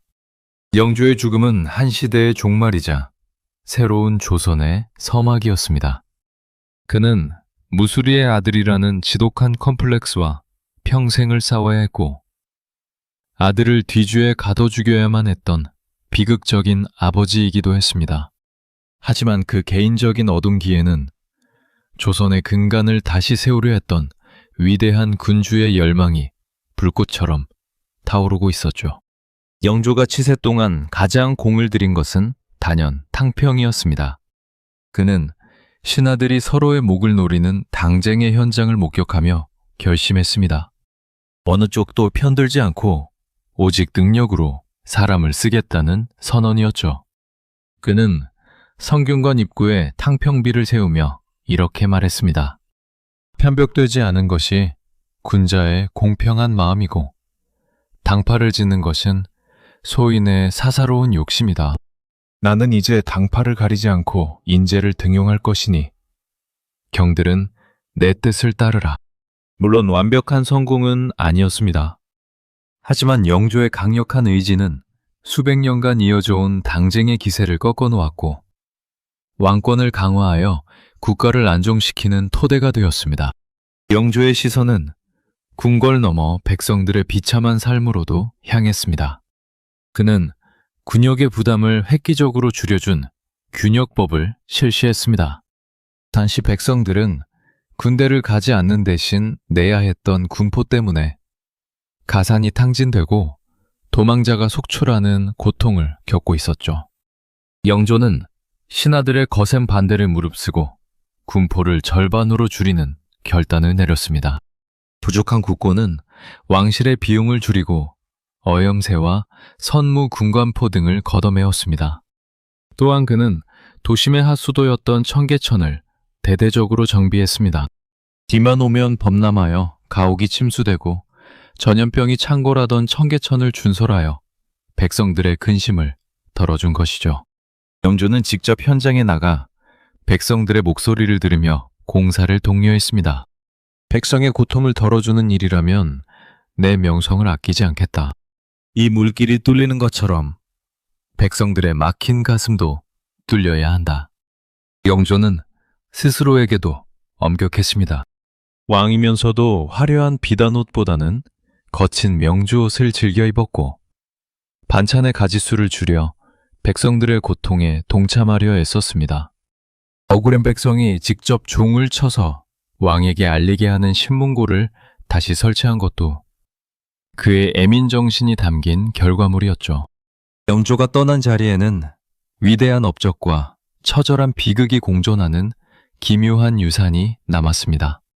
이제 16살의 어린 나이에 아버지를 잃고 외로운 새손으로 살아남았던 정조가 할아버지가 남긴 이 거대한 조선을 어떻게 자신의 것으로 만들어갈지 그 운명의 시간이 다가오고 있었습니다. 요왕의 죽음이 가져온 정적은 곧이어 벌어질 피비린내 나는 권력투쟁의 전주곡에 불과했습니다. 1776년 3월 11일 경희궁 숭정전의 공기는 얼음장처럼 차가웠습니다. 영조의 뒤를 이어 새로운 임금이 옥좌에 오르는 날이었죠. 검은 익선관을 쓰고 붉은 골룡포를 입은 청년 정조가 천천히 단상 위로 걸어 올라가십니다. 신하들은 일제히 바닥에 엎드렸지만 그들의 머릿속은 복잡한 셈법으로 가득했습니다. 저 왕은 아버지를 죽인 우리를 용서할 것인가? 아니면 피해 복수를 시작할 것인가? 도성 전체가 숨을 죽이고 왕의 첫 입술이 떨어지기만을 기다리던 그때 정조는 엎드린 신료들을 내려다보며 천둥 같은 한마디를 내뱉었습니다. 경들은 들으라. 과인은 사도세자의 아들이다. 이 짧은 문장은 평온하던 조정을 일순간 거대한 해일에 휩싸이게 했습니다. 대신들의 등줄기에는 식은땀이 흘러내렸고 어떤 이는 차마 고개를 들지 못한 채 바들바들 떨었습니다. 그것은 단순한 자기소개가 아니었습니다. 지난 14년간 아버지를 죄인이라 부르고 그 죽음을 정당화했던 노론 벽파를 향한 서늘한 선전포고이자 죽은 아버지의 명예를 되찾겠다는 아들의 맹세였기 때문입니다. 정조는 아버지가 뒤주 속에서 죽어가는 그 참혹한 8일간의 기록을 가슴 깊은 곳에 묻어두고 살았습니다. 할아버지 영조의 서슬퍼런 감시 아래서 그는 철저하게 자신을 숨겨야 했죠. 조금이라도 슬픈 기색을 보이면 역적의 아들이라는 비난이 쏟아졌고 조금이라도 영민함을 드러내면 자신을 죽이려는 자객들이 침소까지 넘보았습니다. 그는 밤마다 책을 읽으며 홀로 눈물을 삼켰고 겉으로는 할아버지가 원하는 완벽한 후계자의 모습만을 연기했습니다. 그 지옥 같은 인고의 시간을 견뎌내고 마침내 손에 쥔 권력이었습니다. 정조의 눈빛은 복수심으로 불타고 있었으나 그의 머리는 그 어느 때보다 냉철했습니다. 그는 자신이 즉위하자마자 칼을 휘두른다면 조정은 다시 한번 피비린내 나는 황국의 소용돌이에 빠질 것임을 잘 알고 있었죠. 그래서 그는 서두르지 않았습니다. 정조는 우선 아버지 사도세자의 사당인 수은묘를 장조라는 이름의 격에 맞게 높이고 장헌세자라는 시호를 올렸습니다. 아버지를 죄인이 아닌 왕의 아버지로 복권시키는 작업에 착수한 것입니다. 하지만 벽파 대신들의 저항도 만만치 않았습니다. 그들은 정조가 왕위에 올랐음에도 불구하고 끊임없이 그를 흔들어댔습니다. 전하께서는 죄인의 아들이시니 종묘사직의 법도를 어겨서는 안 된다는 궤변을 늘어놓으며 왕권을 압박했죠. 심지어 정조의 침전인 존현각 지붕 위로 자객을 보내 왕의 목숨을 직접 노리기까지 했습니다. 정조는 어둠 속에서 칼자루를 만지작거리며 생각했습니다. 나를 죽이려 하는 저들의 공포가 곧 나의 힘이다. 내가 살아남아 새로운 조선을 세우는 것만이 아버지의 원한을 갚는 유일한 길이다. 그는 단순히 사람을 죽이는 복수가 아니라 아버지를 죽음으로 몰아넣었던 그 낡고 부패한 정치를 통째로 갈아엎는 거대한 개혁을 꿈꾸기 시작했습니다. 복수를 젊은 왕의 진정한 치세는 이제 막 시작되었을 뿐입니다. 1789년 10월의 어느 날, 경기도 양주의 배봉산 기슭은 늦가을비로 인해 질척이고 있었습니다. 사방은 산들바람 대신 서늘한 냉기가 감돌았고 흙탕물이 튄 골룡포를 여민 채 한 남자가 땅바닥에 엎드려 있었습니다. 바로 조선의 임금 정조였습니다. 그가 엎드린 곳은 14년 전 뒤주 속에서 비참하게 생을 마감한 아버지 사도세자가 잠든 초라한 무덤 앞이었습니다. 정조는 젖은 흙을 손으로 움켜쥐며 나직하게 흐느꼈습니다. 아버님, 소자가 너무 늦었습니다. 이 차갑고 비좁은 곳에서 얼마나 외로우셨습니까? 물기가 가득하고 햇볕도 들지 않는 이곳에 아버지를 두고 돌아서던 날, 소자의 심장은 갈갈이 찢겼습니다. 정조의 곁을 지키던 노대신 최재공 역시 소매로 눈물을 닦으며 왕을 부축했습니다. 정조는 결연한 표정으로 고개를 들어 산등성이 너머를 바라보았습니다. 그것은 단순히 무덤을 옮기는 천봉의 시작이 아니라 아버지의 명예를 완전히 회복하고 자신만의 새로운 세상을 건설하겠다는 거대한 설계의 첫발이었습니다. 정조는 아버지의 묘를 조선에서 가장 길지로 꼽히는 수원 화산으로 옮기기로 결심했습니다. 하지만 이 결정은 노론 벽파의 거센 반발에 부딪혔죠. 그들에게 사도세자의 묘를 명당으로 옮긴다는 것은 곧 사도세자가 역적이 아니었음을 인정하는 꼴이었기 때문입니다. 대신들은 벌떼처럼 일어나 왕의 앞을 막아섰습니다. 전하, 수원 화산은 이미 수많은 백성이 터를 잡고 사는 곳입니다. 묘 하나를 위해 수천 가구를 이주시키는 것은 민심을 저버리는 일이며 지기가 강한 곳을 파헤치는 것은 종묘 사직에 해를 끼치는 일입니다. 부디 통촉하여 주시옵소서. 말은 백성을 위한다 했으나 그들의 속내는 뻔했습니다. 정조가 수원의 아버지를 모시고 그곳을 거점으로 새로운 권력을 구축하는 것을 죽기보다 싫어했던 것이죠. 정조는 그들의 아우성을 단칼에 잘라버렸습니다. 백성들의 이주 비용은 내 주머니를 털어서라도 넉넉히 지급할 것이다. 또한 지기가 어떠니 하는 말로 나를 현혹하지 마라. 아들이 아버지를 따뜻한 곳으로 모시겠다는데 그보다 더 큰 법도가 어디 있단 말이냐. 정조는 자신의 사제를 털어 수원 백성들에게 보상금을 지급했고 그들이 새로 정착할 수 있도록 모든 편의를 제공했습니다. 마침내 아버지의 유해를 실은 가마가 수원을 향해 출발하던 날, 정조는 직접 가마 뒤를 따르며 수십리 길을 걸었습니다. 발이 부르트고 비바람이 몰아쳐도 왕은 멈추지 않았습니다. 아버지의 새로운 안식처인 현룡원에 도착한 정조는 그곳에 강력한 군사력을 배치했습니다. 그것이 바로 왕의 직속 친위 부대인 장용령이었습니다. 정조는 이제 깨달았습니다. 아버지의 묘를 지키는 칼날이 곧 자신을 지키는 방패가 될 것임을 말이죠. 수원은 이제 단순한 무덤터가 아니라 정조가 꿈꾸는 개혁 조선의 심장부로 탈바꿈하기 시작했습니다. 하지만 정조의 계획은 여기서 멈추지 않았습니다.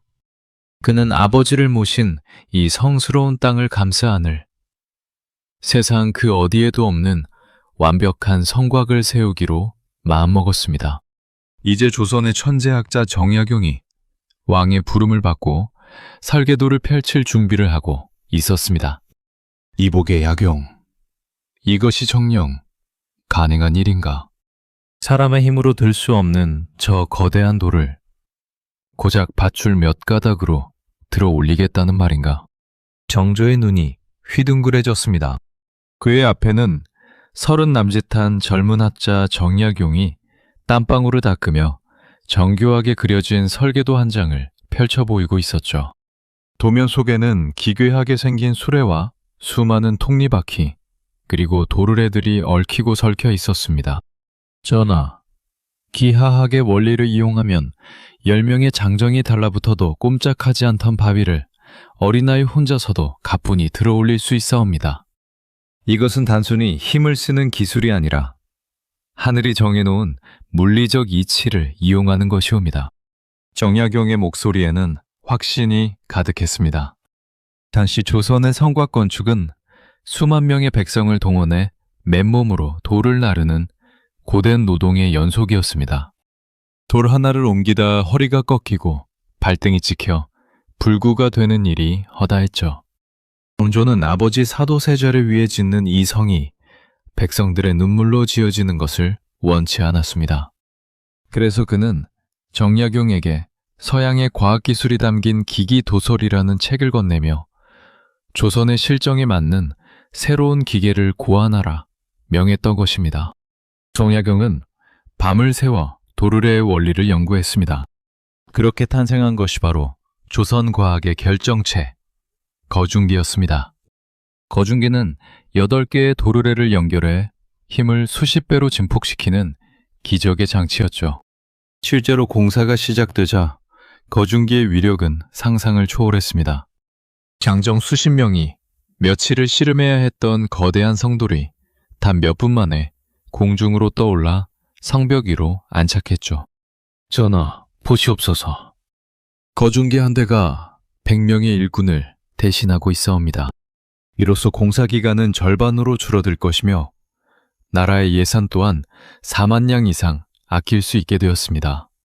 정약용의 보고에 정조는 무릎을 탁 치며 호탕하게 웃었습니다. 하지만 정조를 더욱 감동시킨 것은 예산 절감보다 백성들의 고통을 줄였다는 사실이었습니다. 정조는 기계의 효율성에만 주목하지 않았습니다. 그는 성벽의 두께와 높이, 그리고 총구의 각도 하나하나에 정약용의 실용주의 철학을 담아냈습니다. 기존의 조선 성벽은 단순히 돌을 쌓아 올린 것이라 대포 공격에 취약했습니다. 하지만 화성은 달랐습니다. 정약용은 벽돌과 돌을 섞어 쌓는 전석 축조 방식을 도입했고 성벽 중간중간에 치성이라는 볼출된 구조물을 만들어 적이 성벽 아래로 접근하지 못하도록 설계했습니다. 그것은 동양의 성곽 기법에 서양의 요새 개념을 결합한 시대를 앞서간 하이브리드 건축물이었죠. 대신들은 여전히 수근거렸습니다. 벽돌로 성을 쌓는 것은 중국의 방식이며 조선의 법도에 어긋난다는 것이었죠. 그러나 정조는 흔들리지 않았습니다. 법도라는 것이 백성의 생명을 지키지 못한다면 무슨 소용이 있겠는가? 나는 화성을 통해 조선이 나아갈 새로운 길을 보여줄 것이다. 이곳은 군사 요새이자 상인이 모여드는 경제의 중심지이며 무엇보다 백성이 평화롭게 잠들 수 있는 안식처가 될 것이다. 정조와 정약용, 두 천재의 만남은 그렇게 수원의 황무지를 기적의 신도시로 바꾸어 놓기 시작했습니다. 거중기의 밧줄이 팽팽하게 당겨질 때마다 조선의 낡은 껍질이 벗겨지고 있었습니다. 하지만 화성건설에는 거중기보다 더 놀라운 조선 역사상 전무후무한 파격적인 정책이 숨겨져 있었습니다. 백성들을 강제로 동원하는 것이 상식이었던 시대에 정조가 꺼내든 비밀 카드는 무엇이었을까요? 1794년 한여름, 수원의 공사 현장은 가마솥 더위보다 더 뜨거운 열기로 가득했습니다. 그런데 이 거대한 건설 현장에는 조선 역사 1000년간 단 한 번도 볼 수 없었던 기이한 풍경이 벌어지고 있었죠. 무거운 돌을 나르는 석수와 흙을 다지는 일꾼들의 얼굴에 짜증이나 고통이 아닌 묘한 활기가 돌고 있었던 겁니다. 그들의 손에는 관청에서 나누어준 전표가 쥐어 있었고 공사가 끝나면 그 전표는 곧바로 쌀과 돈으로 바뀌었습니다. 이보게, 정말로 나라 일을 하는데 돈을 준단 말인가? 혹시 나중에 다시 뺏어가는 건 아니겠지? 이 사람아, 주상전하께서 직접 내리신 어명이라네. 일한 만큼 정확히 계산해서 엽전을 채워주니 솜씨 좋은 석수들은 벌써 논 한 자리를 샀다는 소문이 파다해. 일꾼들의 대화 속에는 놀라움과 기쁨이 섞여 있었습니다. 이것이 바로 정조가 화성건설을 위해 도입한 파격적인 정책, 즉 부역의 유구파였습니다. 당시 조선에서 국가의 큰 공사는 백성들을 강제로 동원하는 것이 당연한 상식이었습니다. 농사지을 시간도 없이 끌려온 백성들은 굶주림과 매질 속에서 공짜로 노동력을 착취당해야 했죠. 하지만 정조는 이 낡은 관습을 단칼에 끊어버렸습니다. 정조는 우의정 최재공을 불러 이렇게 말했습니다. 이복의 채공, 백성들이 굶주리고 원망하며 성을 쌓는다면 그것이 어찌 아버님을 위한 진정한 효도가 되겠는가? 억지로 끌려온 손길에는 정성이 담길 수 없는 법이네. 나는 백성의 땀 한 방울에도 정당한 값을 매길 것이네. 이것은 시혜가 아니라 국가가 마땅히 해야 할 도리다. 대신들은 국고가 바닥날 것이라며 거세게 반대했습니다. 하지만 정조의 계산은 달랐습니다. 백성들에게 임금을 지급하면 그 돈은 다시 시장으로 흘러들어가 상업을 활성화할 것이고 숙련된 기술자들이 모여들어 공사기간은 오히려 단축될 것이라는 통찰이었죠. 정조는 화성 성역 의궤라는 기록물에 일꾼 한 명 한 명의 이름과 그들이 일한 날짜, 지급한 임금의 액수를 소수점 단위까지 정밀하게 기록하게 했습니다. 이는 오늘날의 노무관리 시스템과 비교해도 전혀 손색이 없는 혁명적인 기록이었습니다. 정조의 세심함은 여기서 그치지 않았습니다. 기록에 따르면 그해 여름 유독 무더위가 기승을 부리자 정조는 공사 현장에 척서단이라는 약 4,000알을 보냈습니다. 대량으로 만들 수 있는 새로운 처방을 연구하도록 명령하여 개발된 신약이었죠. 이는 종래의 비싼 약과는 달리 일꾼들도 먹을 수 있도록 한 정조의 배려였습니다. 공사를 멈추어라. 백성의 목숨이 성벽의 돌 하나보다 훨씬 귀하다. 해가 질 때까지 휴식을 취하게 하라. 척서단을 모든 일꾼에게 나누어 주도록 하라. 더위를 먹은 자는 반드시 이를 마시고 회복하도록 하라. 임금의 따뜻한 배려를 확인한 백성들은 감격했습니다. 그들에게 화성은 강제로 지어야 하는 노역의 산물이 아니라 자신들의 삶을 지탱해주는 일터이자 자부심이 되었습니다. 자발적인 참여는 놀라운 효율을 낳았습니다. 단초 10년 이상 걸릴 것으로 예상했던 화성건설은 단 2년 9개월 만에 기적적으로 완공되었습니다. 백성의 땀에 값을 매긴 정조의 결단은 단순히 건물을 세우는 기술을 넘어 사람의 마음을 얻는 통치 철학의 승리였습니다. 하지만 이 화려한 성곽의 완공은 정조가 계획한 거대한 프로젝트의 끝이 아니었습니다. 이제 그는 이 견고한 성 위에서 평생을 그리워했던 아버지 사도세자를 위한 조선 역사상 가장 성대하고 화려한 잔치를 준비하기 시작합니다. 그것은 왕권을 과시하는 축제이자 죽은 자와 산 자가 화해하는 거대한 퍼포먼스가 될 것이었습니다. 출렁이는 강물 위로 수백 척의 배들이 일렬로 늘어서 있고 그 위를 덮은 두꺼운 널판지 위로 붉은 융단이 끝없이 펼쳐져 있습니다. 1795년 을묘년의 이른 아침, 노량진 나루터는 조선 역사상 가장 거대하고 화려한 구경거리를 보기 위해 모여든 백성들의 함성으로 떠나갈 듯했습니다. 6,000명에 달하는 인원과 1,400마리의 말이 만들어낸 끝을 알 수 없는 행렬이 한강을 가로질러 걷기 시작했죠. 국왕 정조가 즉위 20년을 맞아 어머니 해경궁 홍씨를 모시고 아버지 사도세자가 잠든 수원 화성으로 향하는 8일간의 대장정이 시작된 순간이었습니다. 어머니, 이제 안심하시고 발을 내디드십시오. 이 다리는 백성들의 배를 빌려 견고하게 얽어맨 것이니 가마가 흔들릴 염려가 전혀 없사옵니다. 정조는 가마 옆에서 어머니를 안심시키며 미소 지었습니다. 해경궁 홍씨는 수십 년 만에 궁궐 밖으로 나와 마주한 세상의 풍경에 눈시울이 붉어졌습니다. 남편 사도세자를 비극적으로 떠나보낸 뒤 죽음보다 더한 정적 속에 갇혀 살았던 그녀에게 이 행차는 단순한 여행이 아니었습니다. 아들이 마련해준 가장 화려한 복권의 무대였죠. 이 거대한 행렬이 한강을 건널 수 있었던 것은 정약용의 천재적인 설계가 깃든 배다리 덕분이었습니다. 당시에는 한강을 건널 수 있는 큰 다리가 없었기에 수천 명의 인원이 배로 강을 건너려면 며칠이 걸릴지 알 수 없는 상황이었죠. 정조는 정약용에게 명령했습니다. 한강을 가로지르는 거대한 다리를 만들되 배들의 흐름을 방해하지 않고 군사들이 신속하게 이동할 수 있는 가장 완벽한 방법을 찾아내라고 말입니다.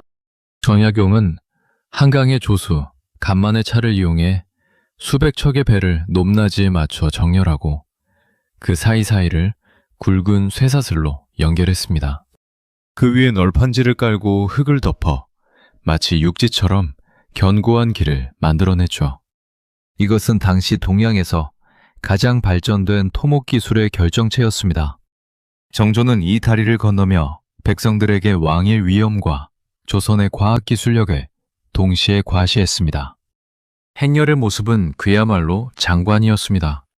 황금색 갑옷을 입은 국왕의 친위부대, 장용령 군사들이 좌우를 호위하고 화려한 깃발과 고치대의 악기 소리가 강바람을 타고 멀리까지 울려 퍼졌습니다. 정조는 이 행차를 위해 길목마다 새로운 길을 닫고 다리를 놓았습니다. 하지만 이 모든 과정에서 백성들의 고열을 짜내는 강제 노역은 없었습니다. 오히려 왕의 행렬이 지나가는 곳마다 축제가 벌어졌고 정조는 길가에 엎드린 백성들의 상소문을 직접 받아 읽으며 그들의 억울함을 풀어주었습니다. 왕이 궁궐이라는 은밀한 공간을 벗어나 수천 명의 군사와 함께 대중 앞에 모습을 드러낸 것은 엄청난 정치적 퍼포먼스였습니다. 나는 더 이상 숨어서 눈물을 훔치던 사도세자의 아들이 아니다. 나는 백성을 사랑하고 아버지를 기리며 강력한 군사력과 기술력을 가진 조선의 진짜 주인이다.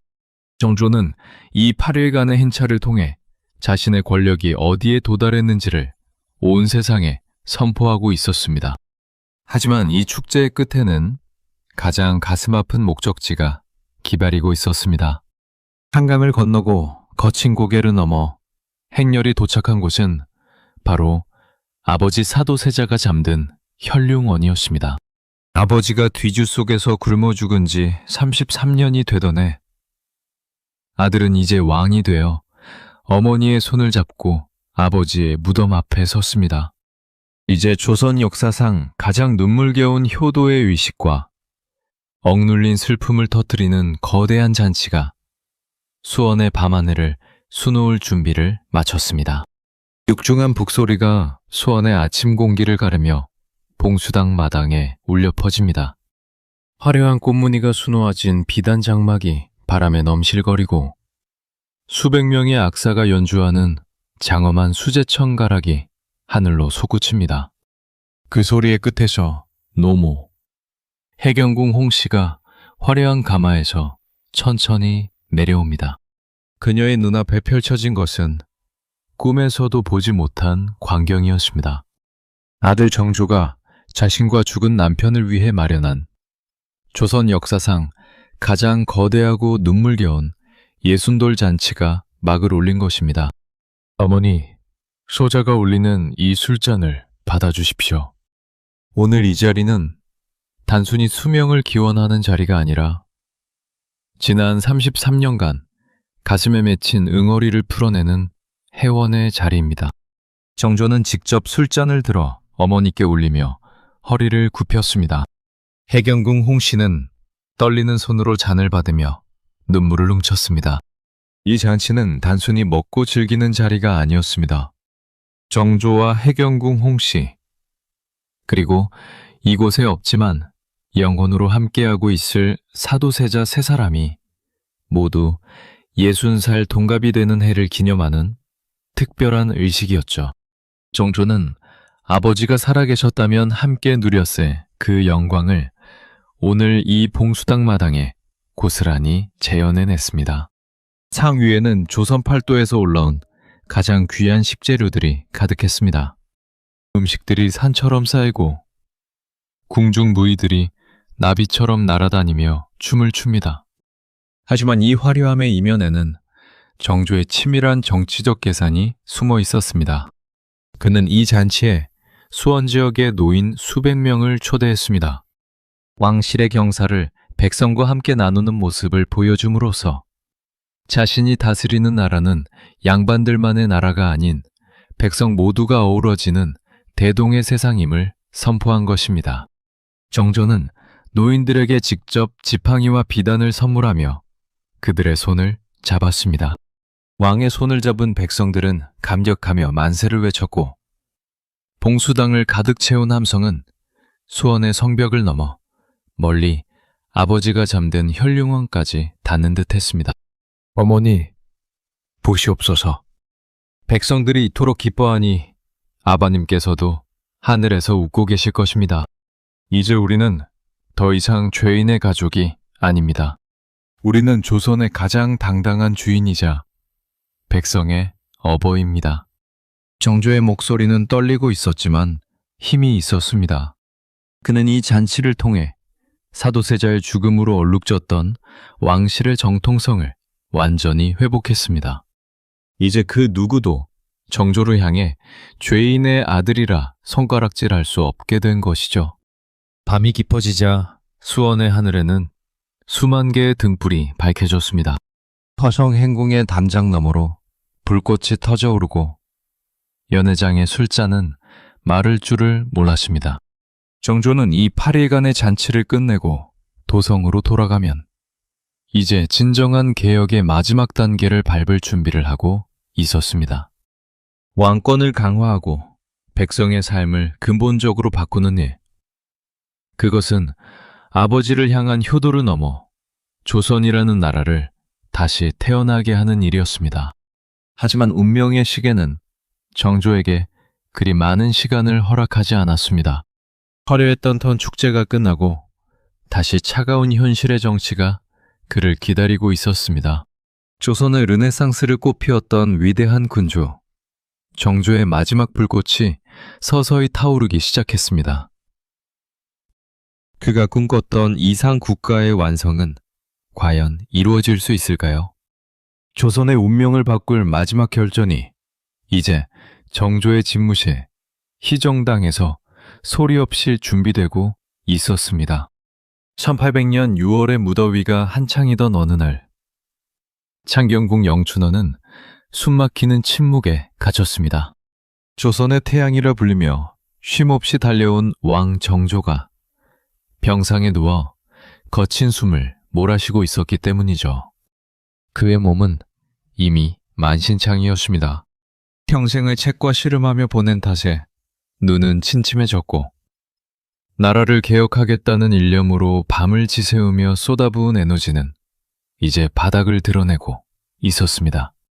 등에는 지독한 종기가 돋아나 왕의 기력을 갉아먹고 있었고, 그 고통은 뼛속까지 파고들었습니다.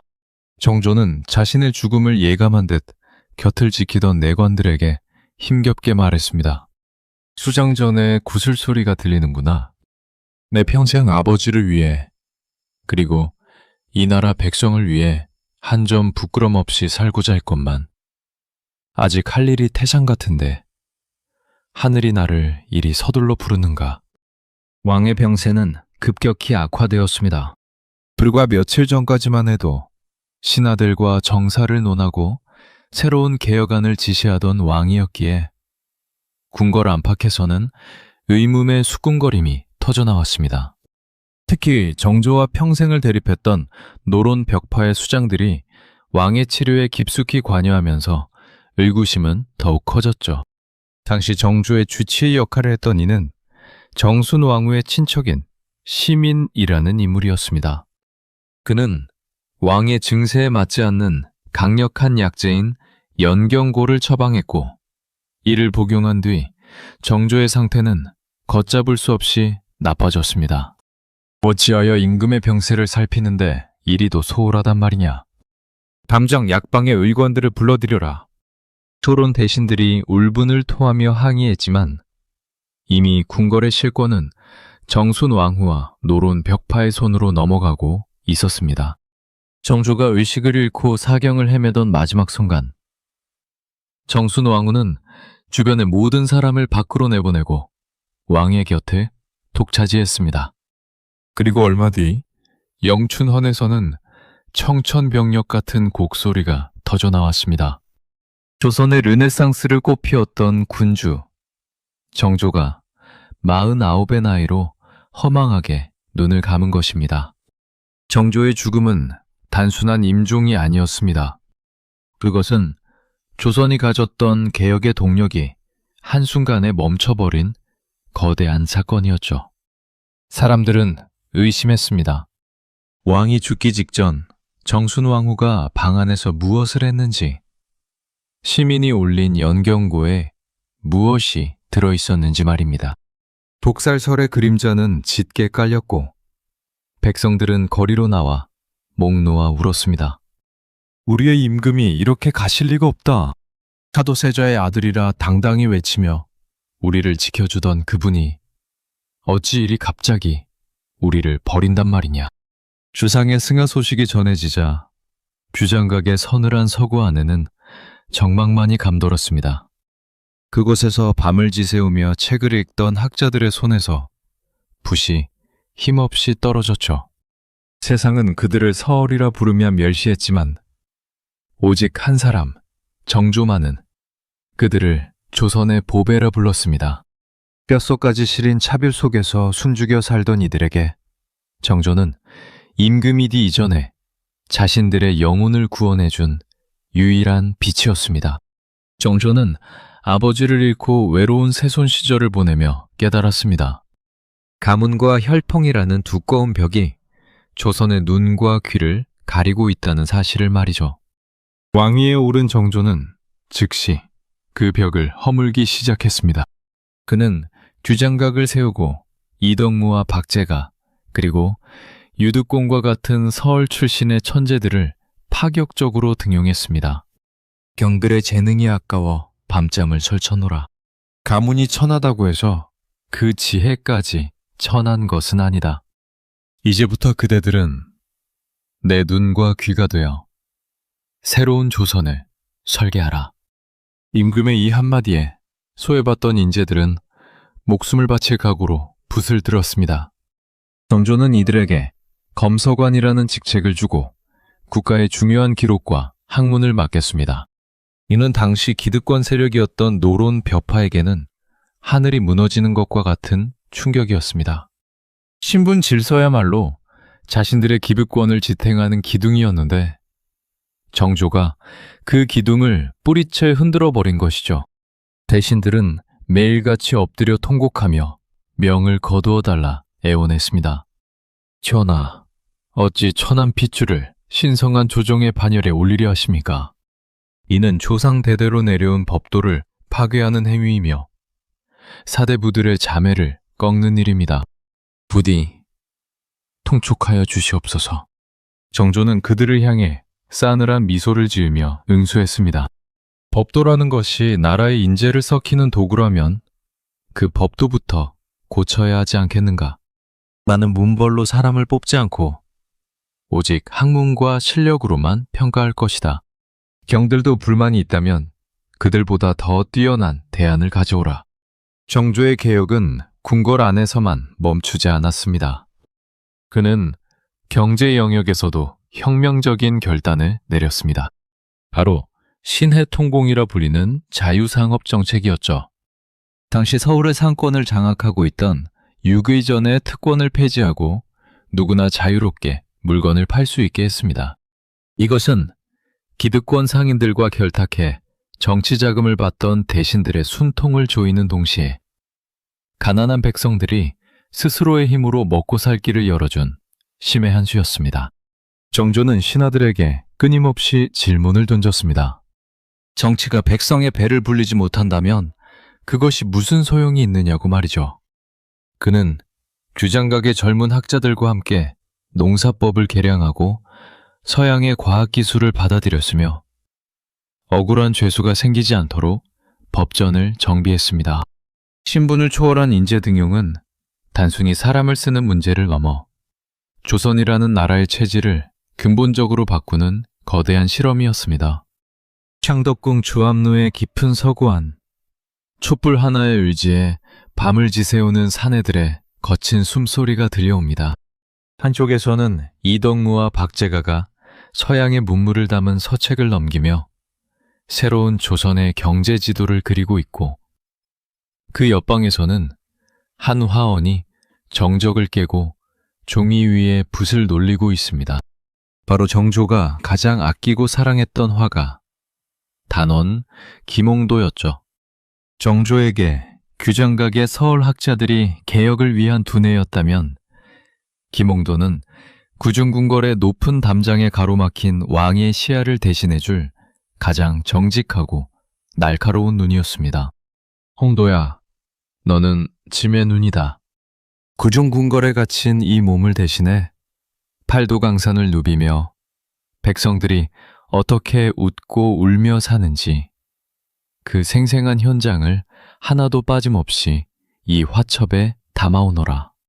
정조는 김홍도를 단순히 그림 그리는 기술자로 여기지 않았습니다. 왕권을 강화하고 개혁을 추진하기 위해서는 백성들의 실제 삶을 정확히 알아야 했고 김홍도의 붓은 그 어떤 보고서보다 정직하고 세밀한 정고원이 되었죠. 정조는 김홍도를 금강산으로 보내 그 절경을 그리게 했고 때로는 시장바닥으로 보내 서민들의 희도애락을 담아오게 했습니다. 김홍도가 그려온 풍속화 속에는 밭을 가는 농부, 대장간에서 쇠를 두드리는 장인, 글공부에 열중하는 아이들의 모습이 살아 숨쉬었습니다. 정조는 그 그림들을 보며 자신이 다스리는 나라의 민낯을 마주했고 그들이 진정으로 원하는 것이 무엇인지 고민했습니다. 하지만 김홍도의 진가가 가장 눈부시게 빛난 순간은 바로 1795년의 화성행차였습니다. 정조는 이 8일간의 거대한 축제를 영원히 기록으로 남기고 싶어 했습니다. 그는 김홍도에게 행차의 모든 과정을 그림으로 남기라는 어명을 내렸죠.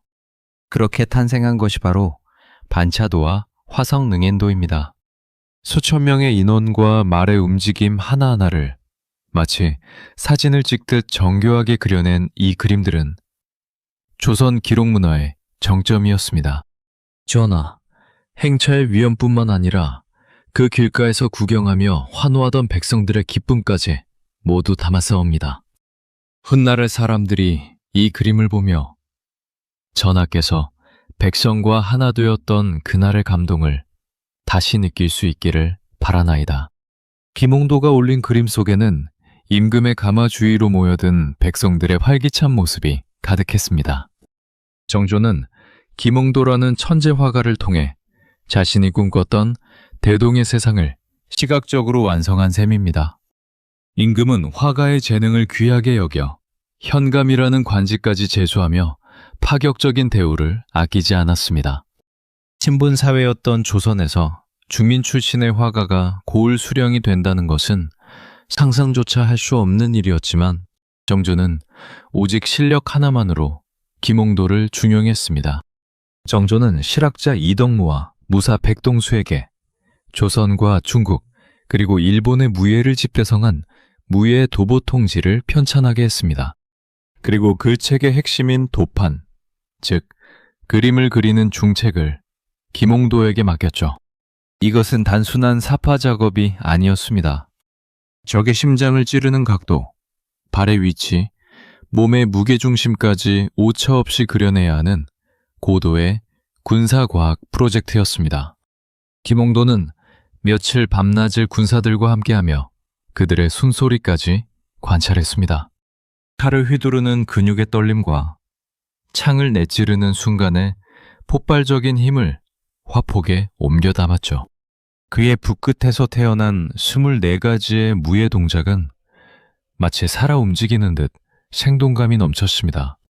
그를 모르는 일반 병졸들도 김홍도의 그림만 보면 칼을 어떻게 쥐고 발을 어떻게 디뎌야 하는지 한눈에 알 수 있었습니다. 전하, 이 그림들은 단순히 흉내를 내기 위한 것이 아니옵니다. 적을 마주했을 때 망설임 없이 몸이 먼저 반응하게 만드는 승리의 설계도이옵니다. 김홍도가 올린 도판을 하나하나 살펴보던 정조의 얼굴에 환한 미소가 번졌습니다. 그것은 임금이 꿈꿨던 만국무예의 정수가 담긴 결정체였기 때문입니다. 이 군사훈련 교본이 바로 무예도보 통지입니다.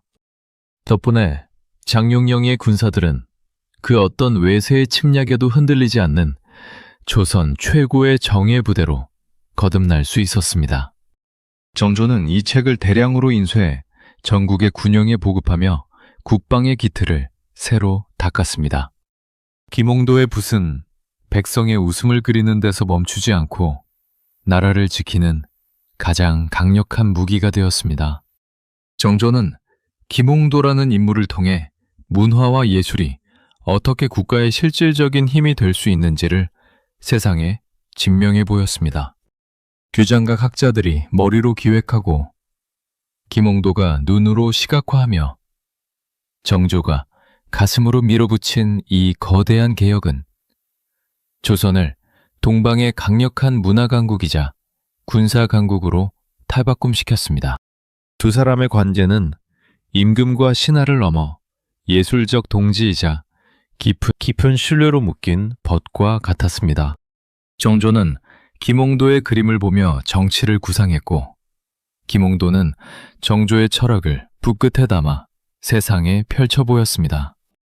김홍도가 그린 조선의 풍경은 곧 정조가 만들고 싶었던 풍요롭고 평화로운 조선의 청사진이었던 것이죠.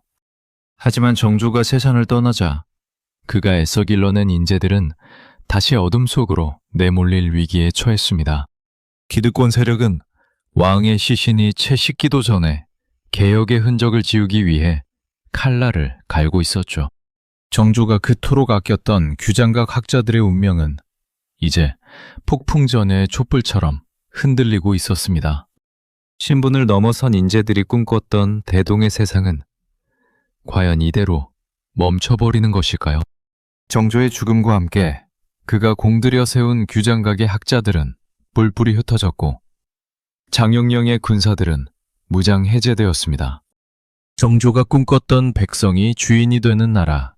능력 있는 자가 신분 차별 없이 등용되는 세상의 설계도는 차갑게 식어버린 왕의 시신과 함께 묻혀버렸습니다.